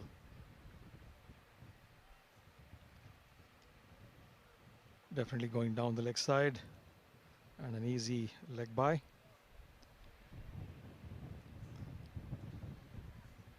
What the Sri Lankan bowlers are not doing or doing well is not giving a driving length, you know, just keeping it pretty tight.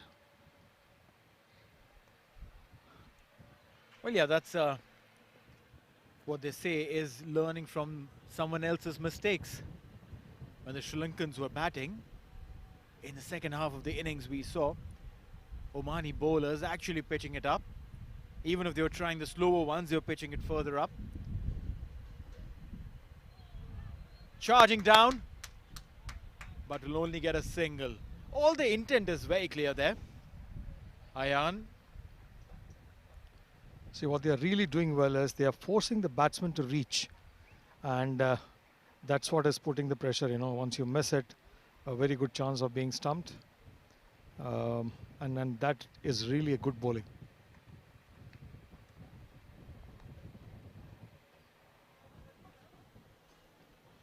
Wanted to play this one in the gap, but not to be so. Nadeem is taking his time to settle in.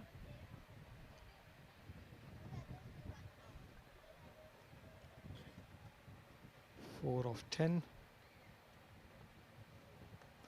Make it 4 of 11. Over gone.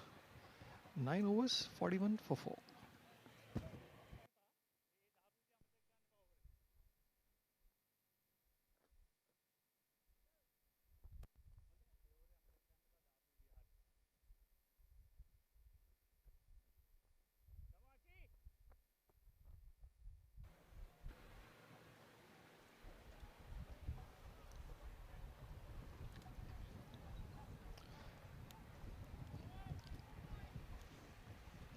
The pace has been pretty slow going so far, and just a couple of singles, and the bowlers have really kept it tight so far. Stepping down this time again, mistiming it. We've seen what Ayan has been intending to do. He's stepping down, coming close to the ball, trying to hit it. And barring that one opportunity that he got to time it perfectly, he's missed it more often. And spinners like Dhananjay actually want that to happen. They want the batsman to charge down. They want the batsman to come out of the crease, take that chance. And what we see is there is absolutely no width. There's no width on offer. He is not bowling short, and neither is he giving a chance to drive, except this ball. Driven down, picked up a single. Akila Dhananjay, experienced campaigner there in this side. He knows a thing or two about getting that ball to move. Turn. A yes, no, send back, and rightly so.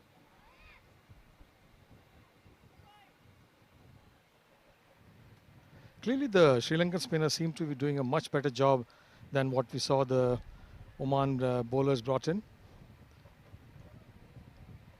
That's wide. And that's largely because they have not, as I said again, they have not given any room or any width at all. This is what we wanted. This is what he wanted to hit. And he's cleared the fence by a mile. A maximum coming in from the willow of Ayan. He didn't have to step out. Stood there and delivered. Maximum. The moment he gave a little bit of an air, he lashed onto the opportunity for a glorious six. Beautiful, beautiful. It's gone in the car park, and if your car has been parked there, well, we just hope that your insurance covers cricketing shots coming in from Ayan. Definitely not a part of the natural disaster, so I hope it is covered. Ayan Khan, 20 of 18. Dhananjay will get a single, and that will be the end of a very good over coming in from Oman's perspective. It's 10 overs gone, 51 for 4.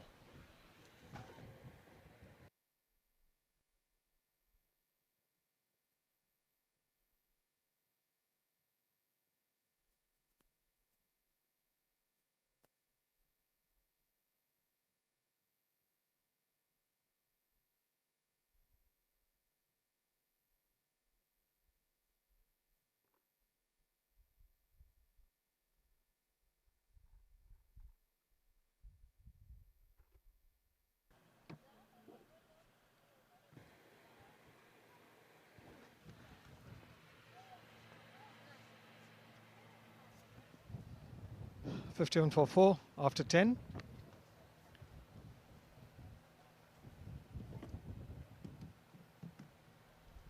Welcome back.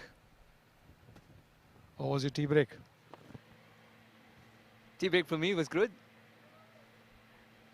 I'm very surprised that you knew it was a tea break and not coffee break for me, because I was offered coffee in front of you. The best part was I had the coffee, whereas I was expecting a tea, so All right. I thought you had my share of tea. Yeah, I did some economics at undergraduation for the better or worse, and this is what we call misappropriation of resources. Absolutely.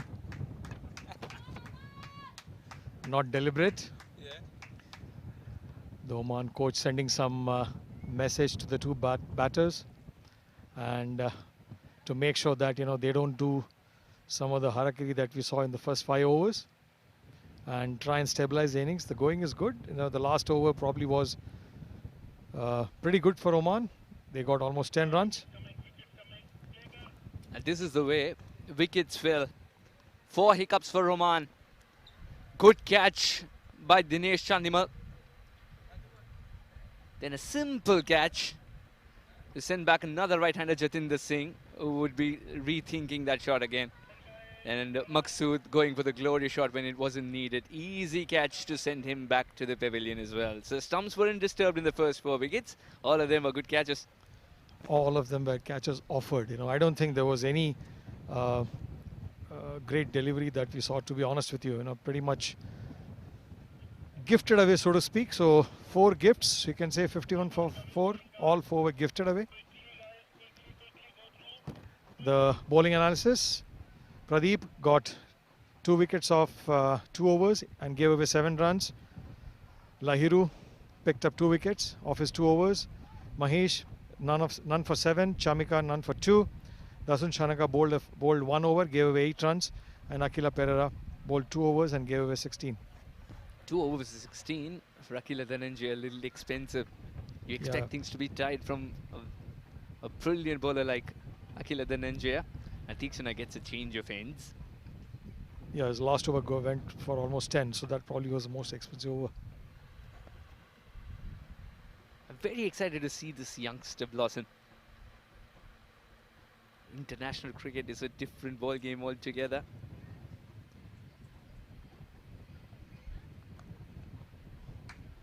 For the moment, Ayan Khan's offering great resistance, just what Oman wanted. And what's important is that they need to keep rotating the strike, and we can keep saying this as often as we can, but I think it's important for the batsman to realize that there is enough gaps. If you see, pretty much singles on offer. So if you keep rotating the strike with both left-handers and right-hander, that just puts that much pressure. They are rotating strike indeed. Nadeem has a license to play a quieter innings today. Ayan Khan's made up for those 21 balls that he had played. And with the left and right combination, it just puts that much extra pressure on the bowler. Absolutely, he's never settled. The bowler is never settled when you pick up singles on a regular basis.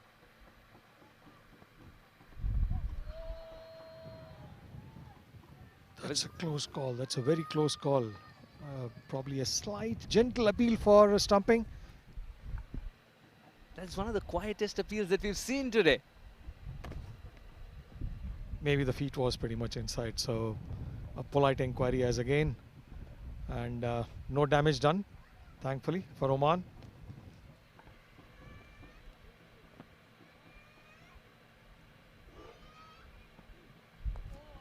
He's decided to charge down the track once again. Didn't connect the last time, didn't connect it too well this time. I think he just needs to wait for the loose ball. If there is a little bit of a flight, probably he stands a much better chance. This was slightly faster one, I guess.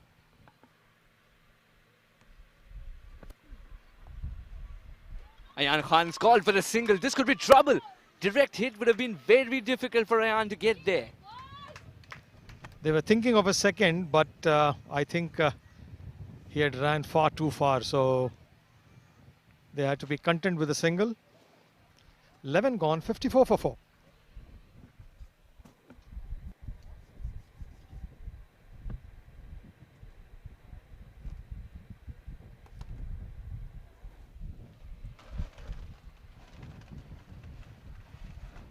The asking rate is slowly climbing up, and it has gone to almost about 12.1. Challenge, real challenge. Yes, they could have one eye on the asking rate as well, Nadeem and Ayan Khan. They can't let it climb too much. Yes, there are 6 wickets in hand. Yes, there's Kalimullah to come in and play the big shots. The sun is setting. And we have a director who's romancing the sunset.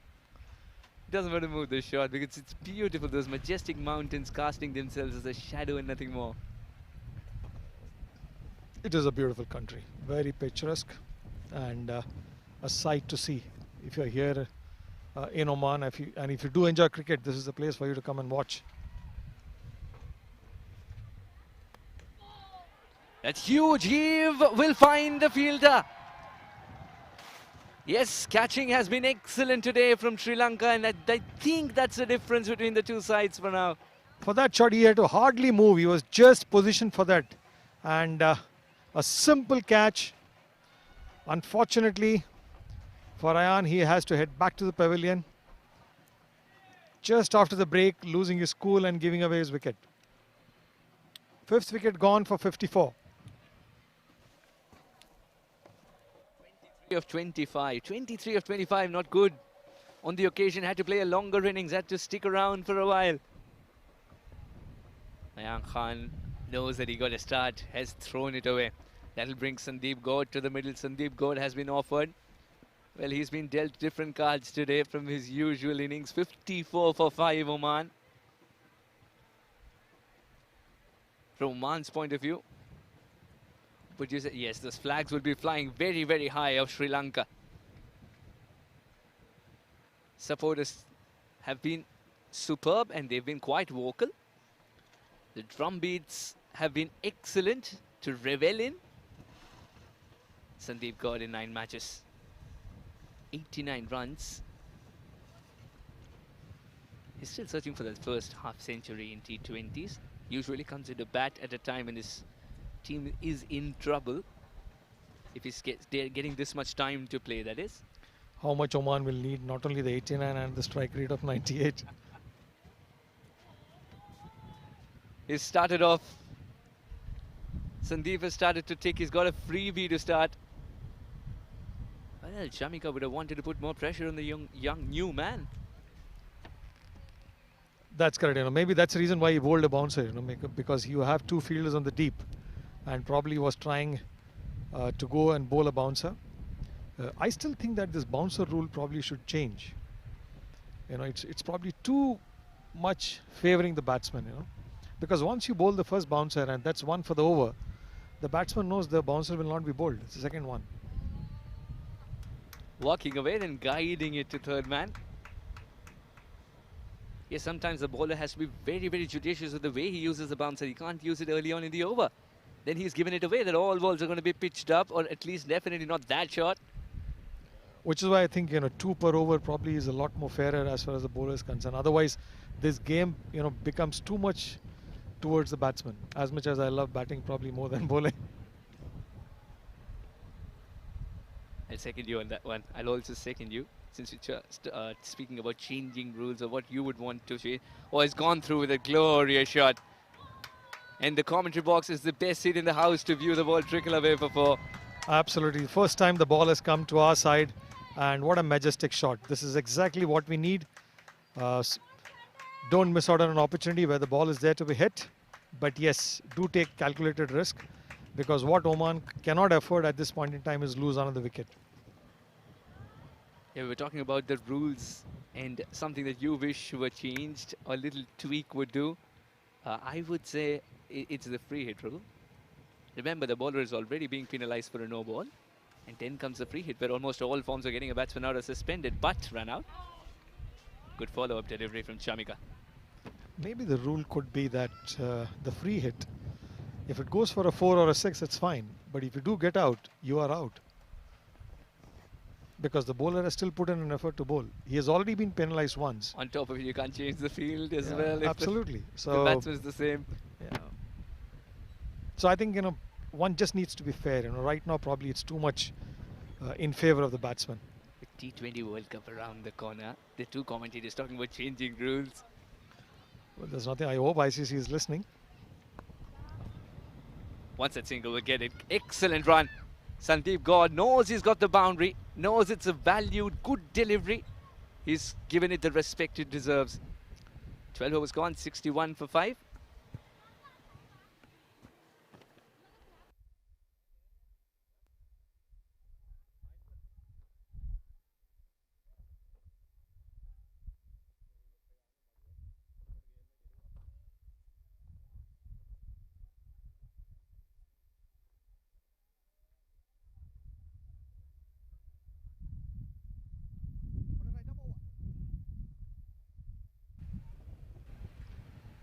Oman currently going at 5.08 and requiring close to 13 and over. 61.5, and definitely looks a bit daunting.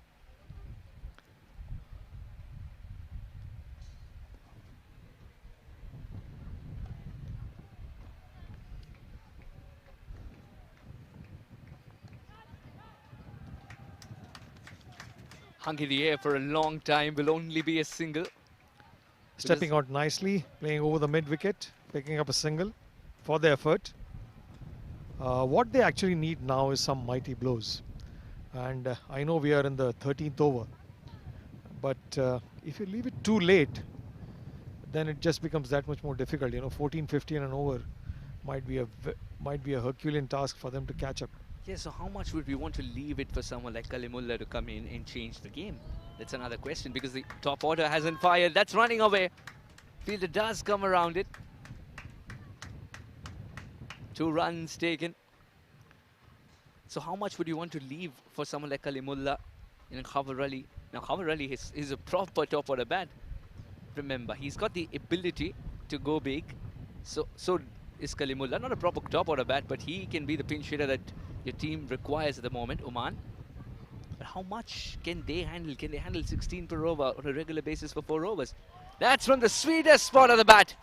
That's exactly what we need. Brilliant shot for 6. This is exactly what we need and what we were saying, that, you know, capitalize on the opportunity that presents itself.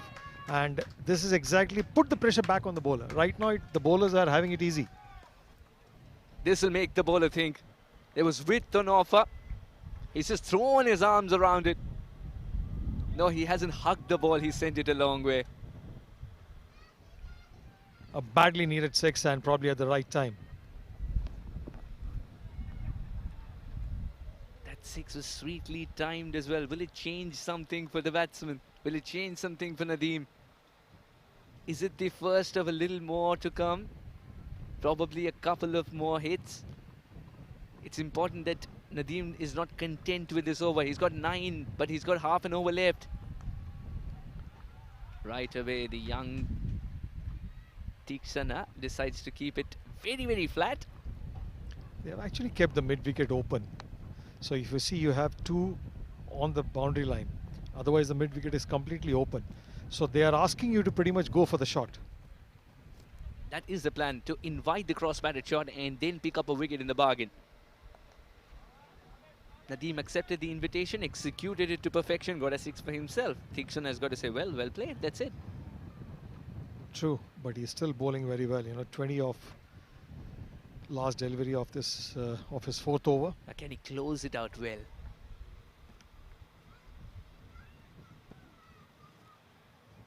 He does, it's a dot ball. Quick work. Despite the 6, I think it's a brilliant 4 over spell. 13 gone, 71 for 5.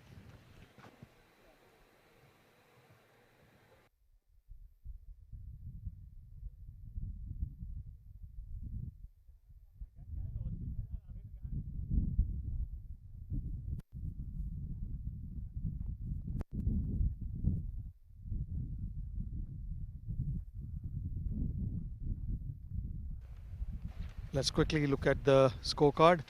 Kashyap Prajapati couldn't trouble the scorers at all. Got it for 0. Jatinder Singh 7 of 10. R.K. Bilyas 3 of 7. Zishan 9 of 7. Nadeem on 16. Ayan got out for 23 of 25. And Sandeep Gaud 7 of 7. 71 for 5 after 13. 6 extras. Late bloom for Sri Lanka, late bloom for Oman as well. Top order not firing has been a common sight. We'll start with a boundary. Much needed boundary. Shot on the leg. Beautifully pulled for 4. How will Shanaka respond to this? When you're bowling short, you've got to have a little bit more pace on it, isn't it? It was easy pickings for the batsman with the kind of field that was offered to him as well. Just be ready for the bouncer. No bowler likes to be pulled.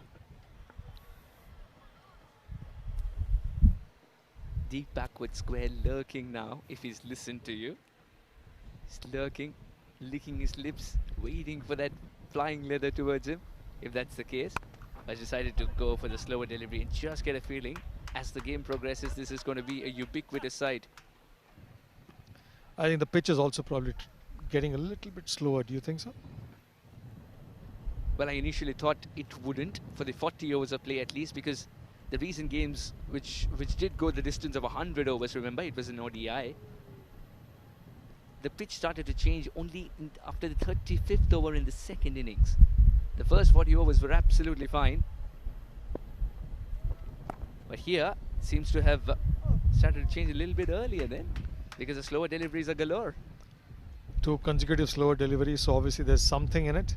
So clearly the bowler is realizing, because he was trying, when he bowled the first one, he probably wanted to bowl short and the ball didn't rise as much. So maybe, you know, he thinks that slower one is a better option. And that also doesn't allow the batsman to free the arms and hit. It's a great time to come in and bowl as well for Dasun Shanaka, isn't it? 77 for 5. Oman looking fragile. Slower delivery and then a bouncer. He's listened to both of your words then. In one breath you said slower delivery, in another you said it's a bouncer. One for the over. And my usual sob story. Give him the second one.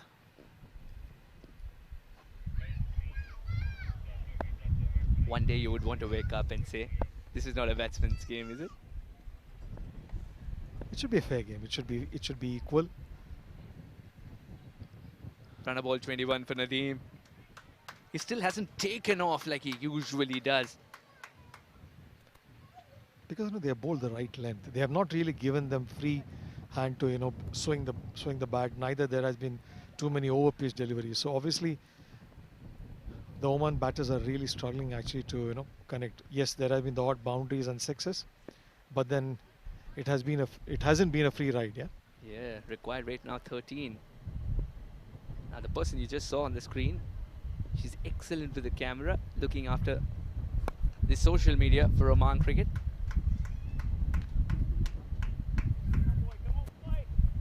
Another single, a single that won't pinch Sri Lanka much. At the end of 14 overs, 79 for 5 Oman.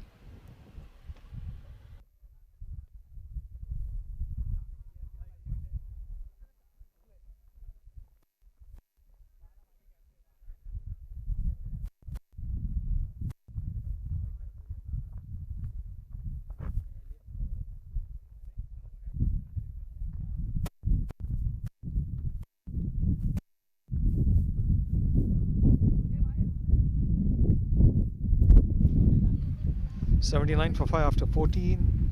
The run rate has also gone to 14. It was around 12.75 a couple of overs back. So just getting a little bit tougher. And probably the right time for Oman to go for the leather.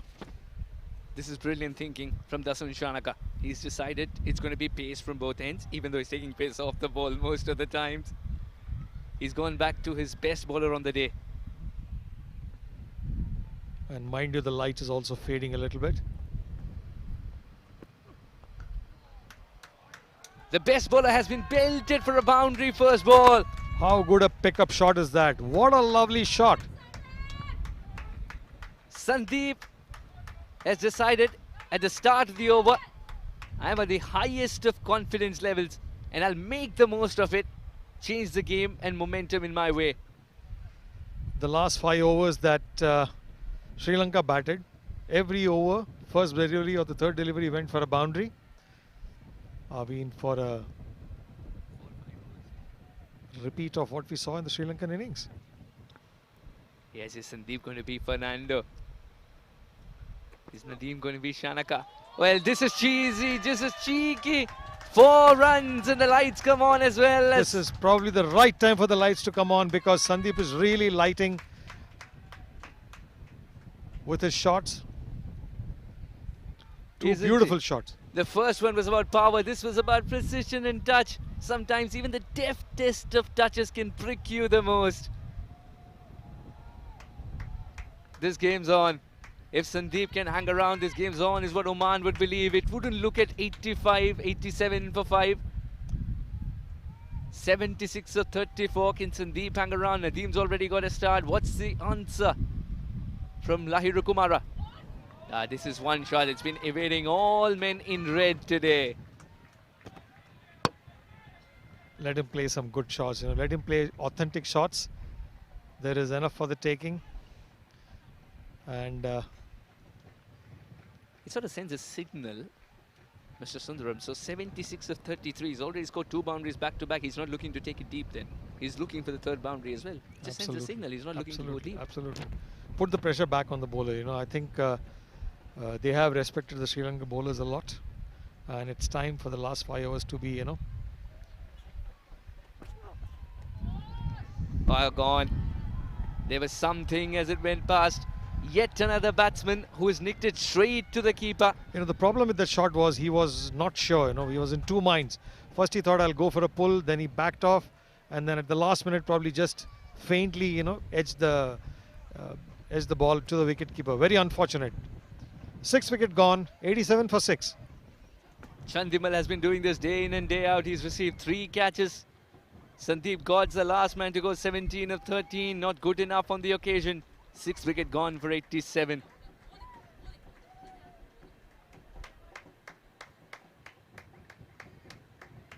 Mohammad Naseem has walked in.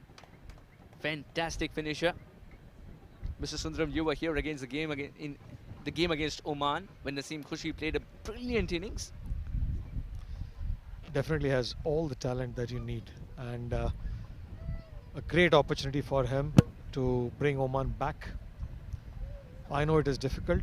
There is a lot of pressure. Obviously, the asking rate is quite high, but here is the time for him to show what exactly he's made of. Yeah, we have a young visitor in the comm box. Yes, he can check out everything with the microphone and plug. Naseem Khushi gearing up for a big shot. Well, that grew on him. What a way to invite the batsman. Welcome, Naseem Khushi. Almost spelling the ball.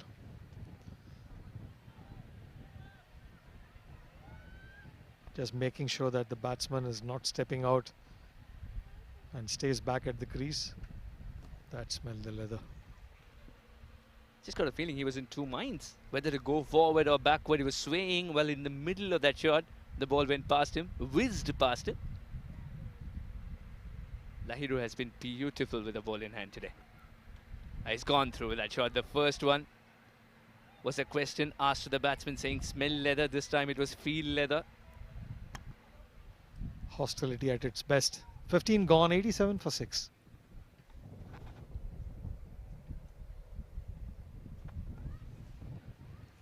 We have a change in commentary. Neil is back. Neil.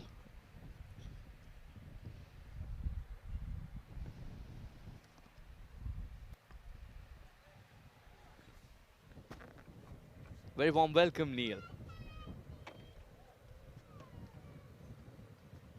Even 5 overs seem like a long time in T20. So much this game changes every over.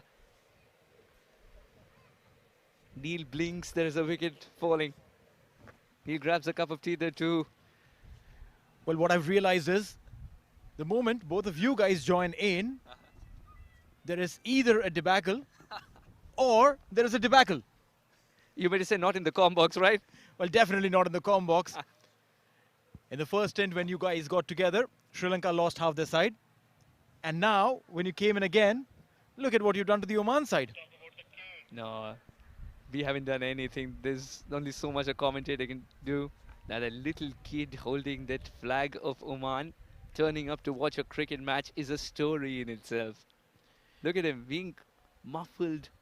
There's a Sri Lankan t-shirt at the back. There are men and women watching, and of course Sri Lankan supporters watching the game, texting their friends, but there's one man with the flag representing Oman in the stands. This is a great start for cricket.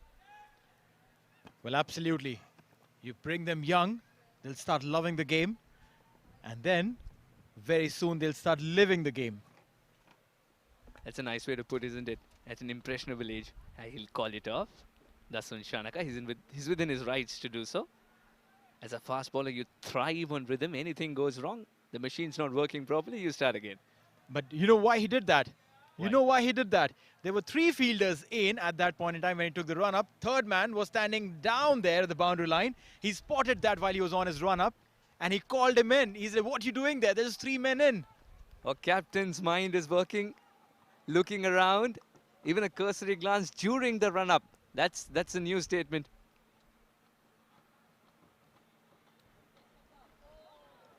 That missed everything. Shanaka is wondering how did it miss the off stick. Nadeem's wondering how did I not hit it. Glad the wicket keeper got his gloves on it. Wicket keeper today has been fantastic, Neil. Your thoughts on that? They have to be. They have to be. Sufyan there was playing those air drums. There is an air guitaring championship that happens globally. And Bollywood actor Sanjay Dutt is one of the winners of those. Slow ball bouncer, negotiated somehow, not very nicely. And Sufyan is in line for the concert. Well, definitely looks like he's enjoying his air drumming. Obviously the original drumming, courtesy some Sri Lankan fans. Yes, I've never seen you walk into a comm box. You've already danced into it, always. Well, it's the music. It's the music. It's just that I'm glad the cameras aren't on me when I'm dancing into the commentary box. Is that a slight polite inquiry for a comm cam next time? That's gone only high. Begging to be taken. Lot of distance had to be covered for long off. Would have been a terrific catch had he got there. Still, Lanka has done a brilliant job. Avishka, I beg your pardon. Well, he reminded us of those old days when you used to run for the bus that has already gone off the stop. You know that you can't reach it, but he's still running for it. You're from Mumbai. I am from Mumbai. You never stop. One should never stop in Mumbai. A bus says it'll come at 11:09, it'll come at 11:09. You got to be there on time, because if you miss that one, I'm sure that you'll get to hear a lot from your bosses.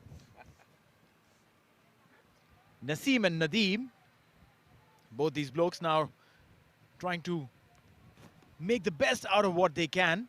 90 for 6 and 15.4, 73 required of 26. Really feel the game's quickly slipping away from Oman. There's got to be a big over. Well, that can be a start. That could be the first of many more to come from Naseem. A boundary there. 69 of 25. Mathematically possible. They'll have to do a lot more of these. On the right side of the fielder there, the backward square. The lights have come on as well. It's that little phase where the batsman has to adjust to the twilight, isn't it? Talking about the lights, did you actually pay attention to when the lights were turned on? Yeah, when the boundary went.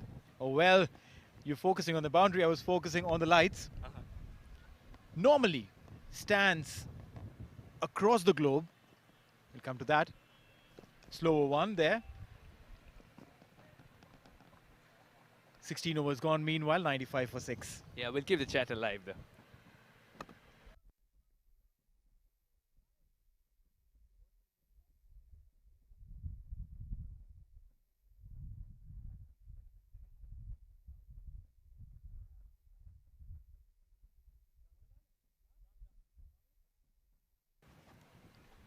$16 overs gone, 95 for 6, 68 required of the last 4.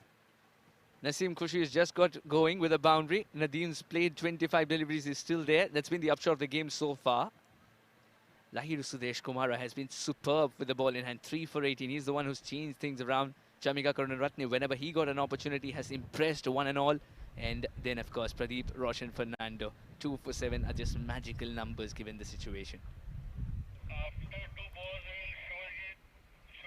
68 of 24. That's what is required. Yeah, when you juxtapose stats like that, just tells you, this compares how these two teams were placed and how much to go. Naseem Khushi is swinging the bat with all its might, but is finding fielders. Chamika, he's done well so far. 2 overs he's bowled before this. Had just given away 9. Now with that single 10 then, when the lights came on, I had bookmarked that conversation. Oh, so standing out, I was on a phone call, and as soon as it went from, so we have a little singer that is strolling around. Yeah, if you hear a little cooing, just mind you, that's not me.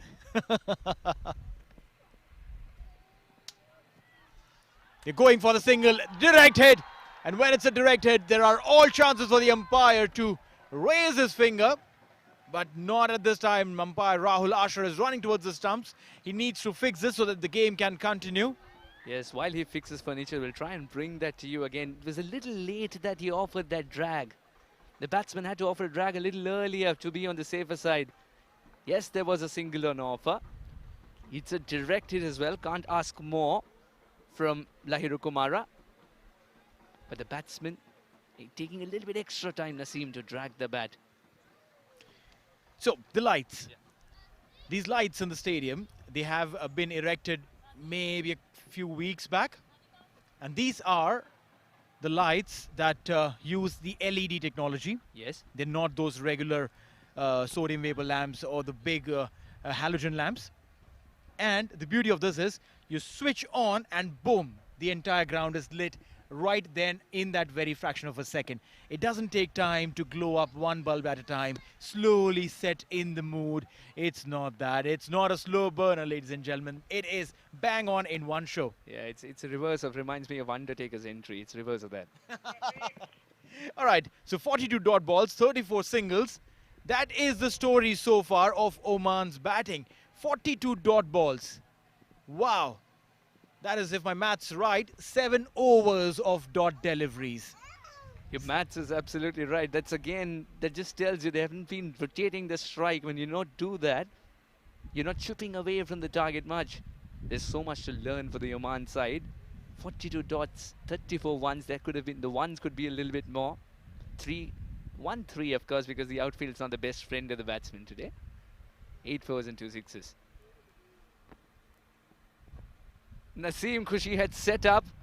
Then the bowler realizes, okay, I'm not going to offer pace to this one. It's one thing to offer that shot. It's quite another to be getting into position at just the right time. You don't want to give it away to the bowler. Absolutely there. Absolutely. You want to do everything that is right from your perspective, but then why gift a chance? Why gift? It's not his birthday for sure. 98 for 6. I'll just bring in a perspective here. 42 dot balls. If those 42 were converted into singles, we're talking about 140 runs on board already. You talk about maybe half of them put up on board. We still would have 119 runs on board. Just tells you, when the thing gets down to the wire, this is a huge margin. Those singles can really, really make a difference. Chamika has been superb in this over. Chamika Karunaratne comes from a multi-sport background. Played a lot of badminton. Was a star. His brother is also the #1 badminton player. Oh, that's gone many a mile. This is the hit that Naseem was looking for. Well, he is impressed with that shot, Chamika. There's a little smile on his face because he saw that ball sailing over. A maximum coming in. 17 overs gone. Last ball of the over. Picked up handsomely. A beautiful pickup shot. And sailed over the fence for a maximum. So 6 to end the over. 104 for 6.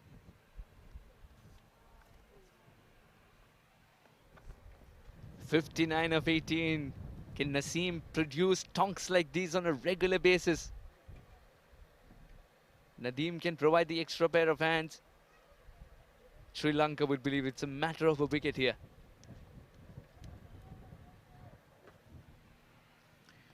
Required run rate 19.67.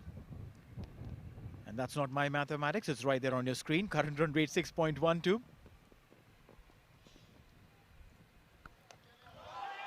Okay, invitation accepted, says Nadeem. Don't provide me pace. I'll provide the power and placement. 6 all the way. Dasun Shanaka, welcome to bowling. Very first delivery, he comes in. And Nadeem tonks it. Beautifully done. Came in right next to us here in the comm box. We almost had a one hand out, isn't it, to catch that? I wouldn't want to risk my hand there. Clearly, Neil is making all the difference here. Sometimes in commentary we can have cameos too. Special comment coming in from Sundar, who's watching the game from the gallery here. The bouncers have really, really troubled the Omani batsmen today. It's either taken their wickets or it's been a genuine waft of this kind. 1 for the over, calls the umpire. I love the way they go for those big ones. They hit them clean. But then they have been far and few in between. needed those regularly. And if you look at it, see, the moment the ball has got a little older, little slower, it's coming on the bat nicely. Now it's also become a question of how slow is the ball going to be. It's never a question of whether it's going to be a slower delivery or not. Both the pacers, every time they're running in, are telling themselves, do not provide pace to the batsman. That's right. The batsmen there have to sit and gauge, watch the hand. Don't let the ball deceive you after it's pitched on the deck and then coming off the deck. It's a very good point that you make, because that is the moment where the batsman has to realize what shot he has to offer. Work to do. Does well in the end, Chamika Karunaratne. Lots of ground he had to cover. 2 runs taken. 2 runs won't pinch much. Sri Lanka won't pinch them much. It's the boundaries which will trouble Sri Lanka. Naseem knows. Well, rightly so. And if you look at the field, that's exactly what they have done. It's a replication of their mindset. They have the fine leg fielder in. They have the third man in. The point fielder in. And there is a shot extra cover who's inside. And what he's bowling is slightly short and just the off-stump line. If he wants to hit him, that's a poor delivery. If he wants to hit him, he'll have to hit him on the onside, and the onside is packed. No ball signaled. It's going to be a free hit. That would have been a bouncer to even Kalimullah. Let alone Naseem. Dilip Mendes, he hasn't offered a smile today. His team has been under the pump. The first few overs, they were on top. Oman, after that, they've been playing catch-up cricket. Now, really no chance. Lets it go, Naseem. Nice and low. Gets it from the middle of the bat. That's drawn wings as it goes. 6 all the way. Maximums flowing in. The 15th 6 of the match. And mind you, this is just begun. They're spotting the ball really well. With a little pace on offer, bang, it'll go. 2 sixes in this over. Is this the over? So often we've seen that extra delivery being troublesome. Well, there is a couple of sixes in this over already. Now, what is the extra delivery going to yield? Remember, there was a no ball. That no ball was due to 2 bounces.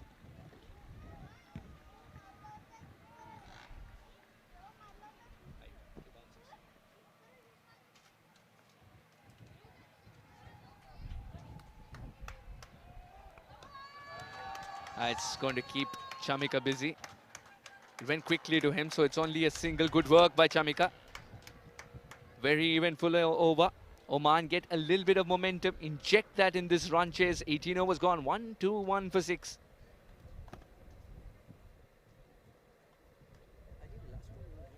No, so he came running in. Yeah, he came running in. So is the ball. Exactly.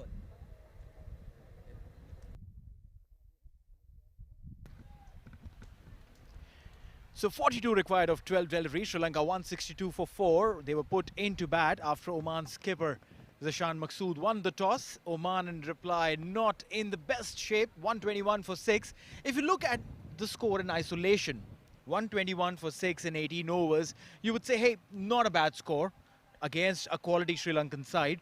You would want to probably add another 20 odd by the end of the 20. But then, when you're chasing 162, this is not good. Wickets early on meant that most of the time they were trying to get back into the game, Oman.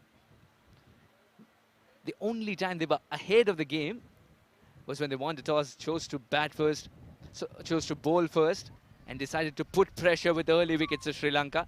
Thereafter, Sri Lanka have been excellent.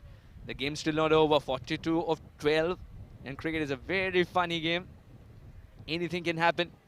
Can Naseem get it from the middle of the bat? More often than not in this over, it's going to be a little tough up against Lahiru Kumara. That's the first. It's got height, no distance. Will land safely. No, the fielder does get to it but doesn't cling on. These are difficult ones. These are absolutely difficult ones. They go sailing up in the sky. It almost feels like that you've got that ball, you've got the sight of that ball, you're running in, and also when you're running in, your head is wobbling. It's not very still, and that's exactly what happened. He had to ensure that he's not jumping out of the boundary line, keeping an eye on the ball, and when he approached the ball, just a little bit of error. Just a little bit of error in judgment there. So yes, the head is wobbling and so is the ball. There's a lot of wind here. Naseem Khushi, take a bow. There's one thing called style and you are the synonym. Beautiful shot there. I would want to watch this on replay 20 times. He knew what he was going to do. Let the ball come in, waited and played it beautifully. Just a flick of the wrist and the ball went sailing, maximum. This is what you call needle in the banana. You won't know that it's been hit, but it will prick when it matters the most. I'll be extremely careful when you offer a banana to me next on. All right, so now this is game on. 32 required of 10. And mind you, this is T20 cricket. This brand of cricket, we've seen so many things happen out of literally nowhere. And this might just be another day, just another game that could probably go down the wire, probably give a win on either of the sides. But let me tell you, entertainment is promised. 32 of 10, Naseem Khushi going well. Yes, entertainment is promised indeed.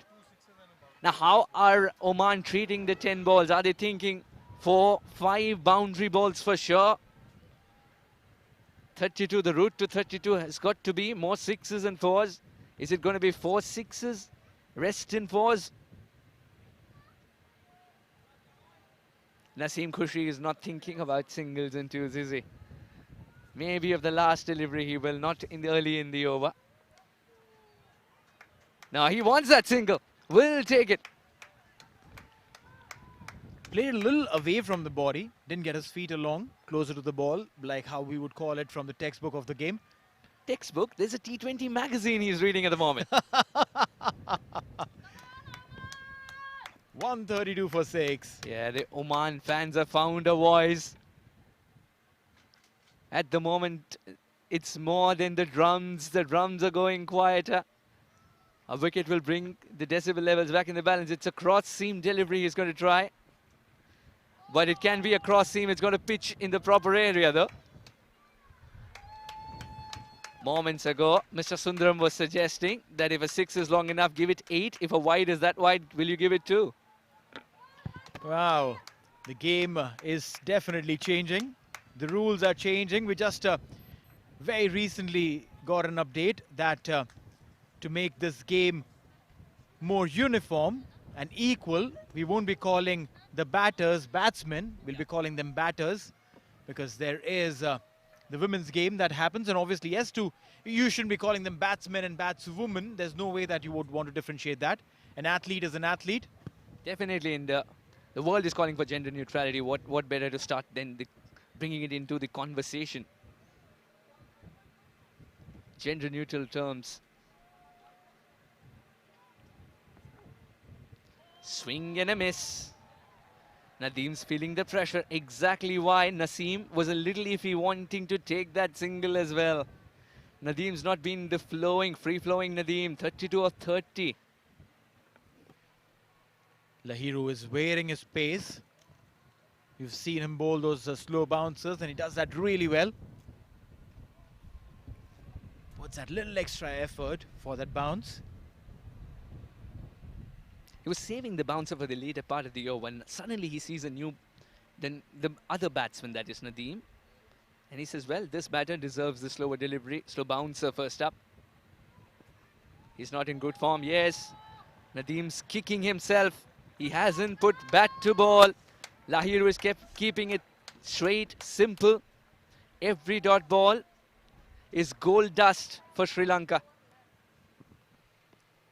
This over started off in a fancy way in favor of Oman. A 4, a 6, 10 runs for the first 2 deliveries.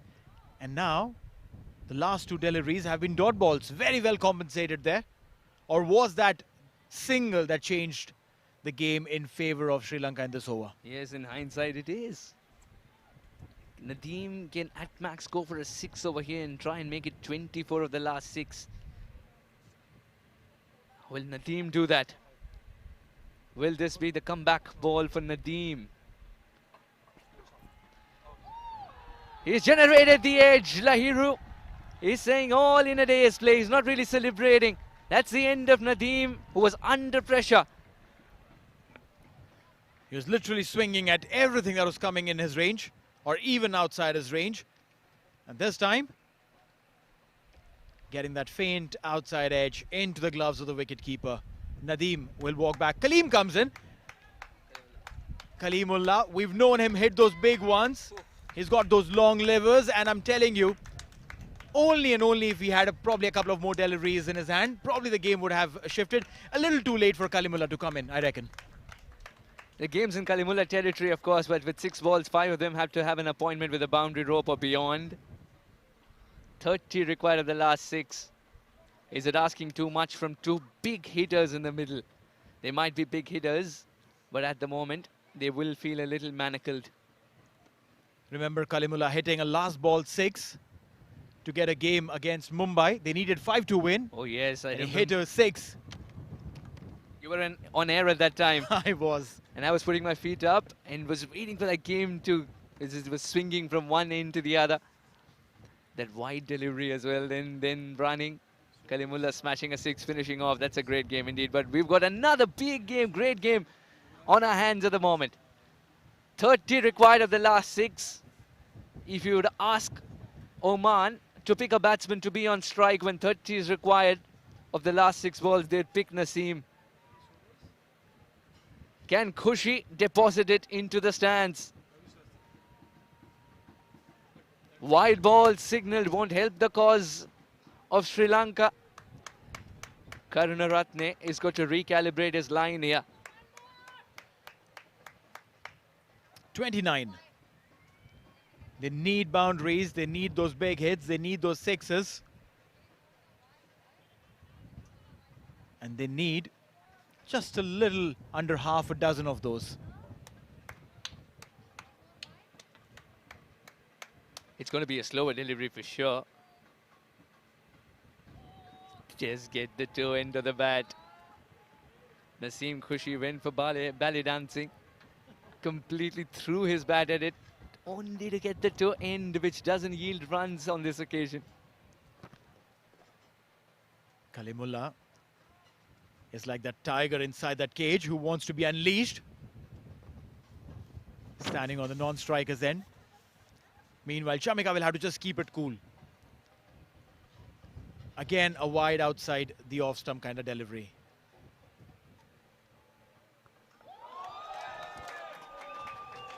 He bowled it into his body and got punished. Maximum coming in. Shamika did well in the first couple of deliveries, keeping it away from the arc of Naseem. Right now, into the body and take that maximum. He's got to do this 4 more times. Can he do that? 23 or 4. Easily picked up and the ball's plonking into a bucket full of water. Well, it does require a wipe this time around. How often have we done that? That's Mr. Madhu Jaisrani, the team manager of Oman Cricket and also the secretary of the Oman Cricket Board. One of those very familiar faces when you see Oman cricket team touring, traveling during the T20 World Cup qualifiers in the UAE. He was the man. He became viral, that video of his celebration when Oman qualified in that game. He's jumping up and down, celebrating. I tell you, his spirits are beyond any of us in our age. Age is just a number, isn't it? Cricket unifies everyone. It makes you forget your age. It makes you forget so many things. Cricket is bliss. Add music to it, much like Sri Lankan fans have done today. It is bliss indeed. 23 or 4. All 4 need to be deposited outside the boundary line.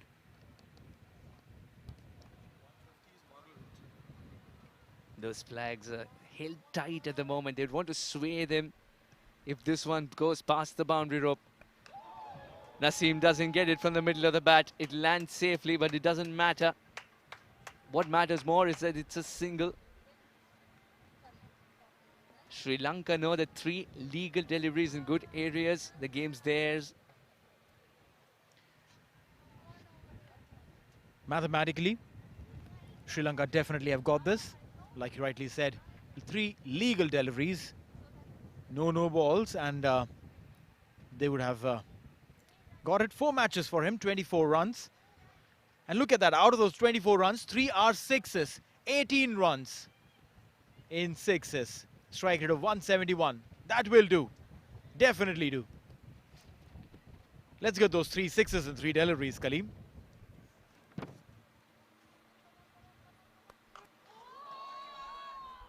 Directed would be trouble. Single taken. You would already see a couple of fist bumps from Sri Lanka. They know the game's in the pocket. Naseem Khushi is absolutely dejected. He's played a great innings, 40 or 20, but wanted more from him. There are days like this in cricket, 40 or 20 is not good enough. It's a great level of this game. Oh, absolutely. One day, you've scored 40 of 20 and you're a superstar. Another day, your 40 of 20 goes in the losing cause.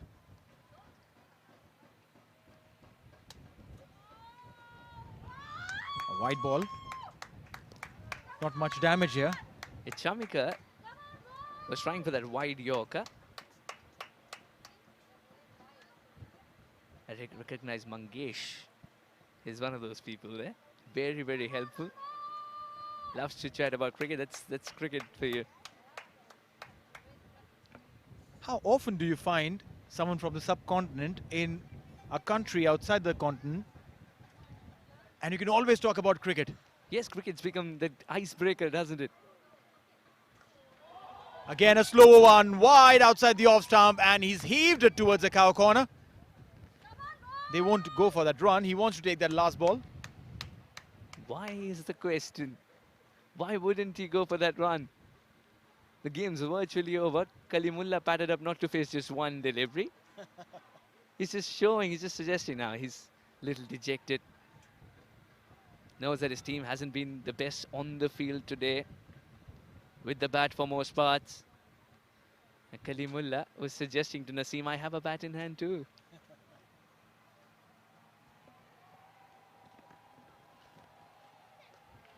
Again, a wide, slowish delivery and a wicket. That is it. So Naseem will have to walk back as the last wicket that fell on the very last delivery of this game.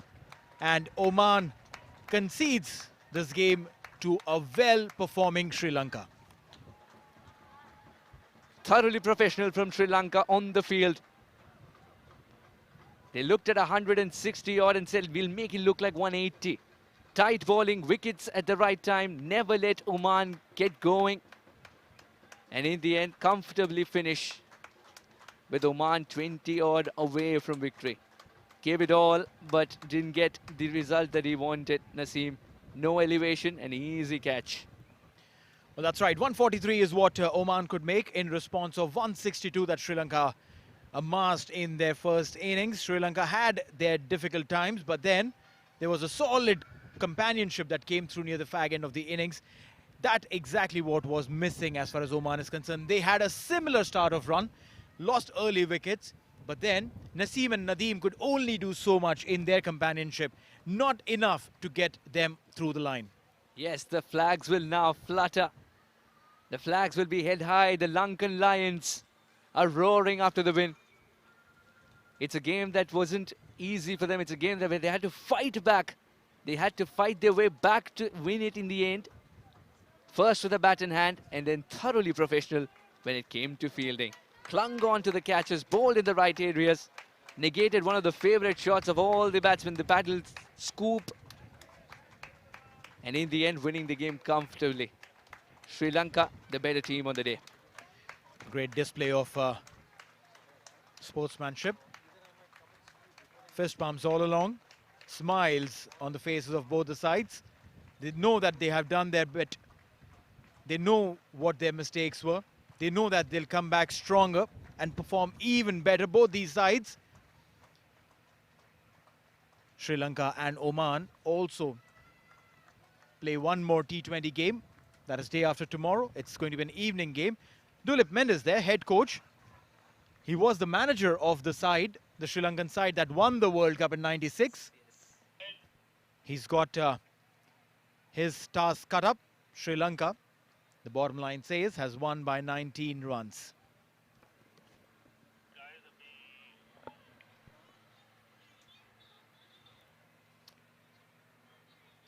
What's really amazing with this game of sport, of cricket, is the fact that, like the pieces of chess, they all go back in the same box. They might be the fiercest of competitors in the field, but then once the game is over, they'll smile, they'll chat, they'll shake hands, they'll congratulate each other on their performances. No hard feelings, no malices. It's one of the most beautiful things in the game, isn't it? And may it be there for a long time to come. Those fist bumps, those handshakes after the game. A hard-fought game, not an inch given. But then you shake hands and say, thank you very much, very well played. It was lovely meeting you on the cricket field. Kashyap Prajapati went early today. Oman's batting display wasn't something to be very proud of. The engine room did not fire, but Jatinder Akibilias falling early too. Zishan Maqsood in single digit. Mohammad Nadeem and Naseem trying to provide the big knock at the end. Wasn't to be. Ayaan Khan hung around and Sandeep God was promising, but someone had to continue playing that big innings, either Ayaan or Sandeep. Neither of them did, and that's been the problem. Too much to ask from Kalimullah, who walked in late. As far as the bowling is concerned, look at those numbers. Those are mighty impressive. Nuwan Pradeep, 2 overs, 7 runs, 2 wickets, and then he was taken off the field because of his hamstring. Lahiru Kumara, 4 overs, 30, picked up 4 wickets. 4 wickets in a T20 game. It's almost like a century that you've scored. An economy of 7.5, he would not be too happy about, but I'm saying that 4 wickets, well, he's done his bit. Mahesh Tikhasana, 4 overs 20. Chamika Karunaratne, 4 overs 28 and picked up 2 wickets. Tasun Shanaka, he was taken for runs, 4 overs 41. And Akhila Dhananjay, 2 overs 16. Mind you, extras 11. That is not something that the bowling coach would be too happy about. Yes, extras is one of the highest scorers for Oman today. That is why both those coaches would not be happy about it. They've had their own reasons. This is the way wickets fell. All shots offered will have to be rethought. They've gifted their wickets, Oman batsmen. Very good catch by Dinesh Chandimal. This was a miscued stroke, which meant the end of Zishan Maqsood. What is really interesting to watch is the first 3 wickets of Oman actually went behind square. Right behind the wicket keeper, all attempting to play those shots which are the non-orthodox, the unorthodox shots. And 2 men were lurking, just 2 men outside the rope allowed for the first 6 inches, outside the 30-yard circle. And one of them was either third man or fine leg. Still, they wanted to go for that shot. That's the upshot of the game. 162 for Sri Lanka. A valiant fight back to get to 162 in the end. And Oman falling short by 19 runs, despite Naseem's 40 of 22 and a glimmer of hope from Mohammad Nadeem, but not good on the occasion. Well, I would say Oman will definitely take heart out of this performance. They've done really well, considering the situation that they were in. They came back strong. A few learnings from this game. I'm so sure that the coaches would have made their notes, giving a little too many runs at the fag end of the Sri Lankan innings. And as far as the batting is concerned, losing a few wickets a little too quickly at the top. Sri Lanka, on the other hand, would have their job cut out. Again, similar errors, losing wickets early up top and then giving those looseness to Oman. So similar mistakes from both the teams. We'll see what they learn from this game and come back when they come back for the second game. And that is why in a couple of days, it's going to be a very exciting game indeed. So this is what it is. The next game, that is tomorrow. DAFA News brings to you Oman versus Sri Lanka 2021, co-powered by Daraz and SportGully. Tomorrow's game is going to be Bangladesh versus Oman. The touring side come into play against Oman A. It's live from the Al Emirat Cricket Stadium, same venue that we are at, right? But mind you, it's going to be at 6:30 p.m. local time, so it's an all-evening game.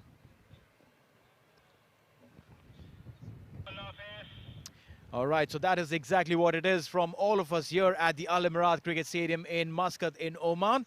We will take a little break. We say little because tomorrow, back again in less than 24 hours, we'll be voicing out our point of views and opinions when the game of cricket begins. It's going to be Bangladesh versus Oman A at this very venue. For now, it's good night and God bless from all of us here.